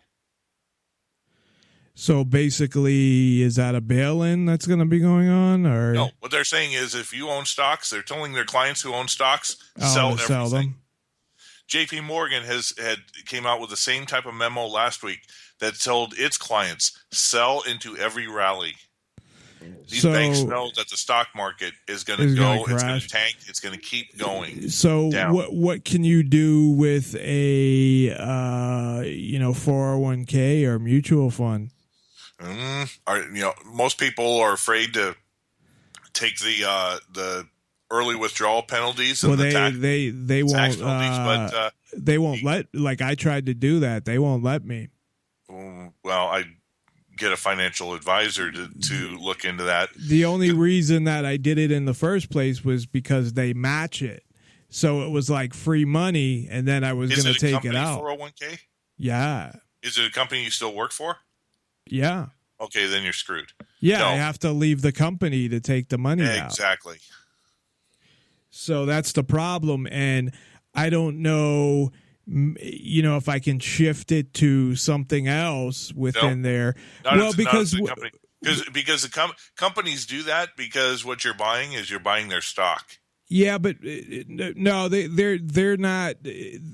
I know what you're talking about, but they don't force you to buy their stock. They do a match, either whatever you do with it. I would talk somebody in the HR department who deals with the 401k and see if you can put it into a gold IRA. Yeah, that's what I was just thinking of. But I would actually talk to them because I've talked to them before, and they do that. So maybe I'll give them a call tomorrow, and because I heard that you can do that. I don't give advice. No, I know. So, yeah, but no, that's what I was thinking of anyway, because I had heard that you can do that where you can have a gold IRA. Will the gold actually be there, though, to support the money? That's a great question. So if you don't hold it, you don't own it. That's when it comes to gold. Yeah, so, I mean, it seems like you get screwed either way. Welcome to the American and Western financial system, because a lot of times you're going to find capital controls. Pretty soon the banks are going to be so illiquid that you're only allowed to take out so much per day, per month, per week. They're going to limit that, and then of course hedge funds that run a lot of these investment funds, they're putting up gates, and the gates say that you can at a certain point between this time of year and this time of year, nobody can take out their money. Well, that's why all I do is leave whatever can cover my bills. And then, I have a safe deposit box somewhere that's not even, anonymous, and keep, everything in there. And basically, they can't touch it. Now, if the dollar collapses, that's not going to help. But that's why I had the gold. Unfortunately, I was in a situation where I needed to cash that in. So I got to start building that up and get it involved in carrot bars. But I want to get a certain amount of money saved up, which I did have. And then I had to use some of the money for something, but I still have a significant amount saved up. So pretty soon I'm going to get into that as well. Yep. So, well, thanks as always for joining us. And that might be something that everybody out there might want to look into. Of course, as Ken said, we don't give advice.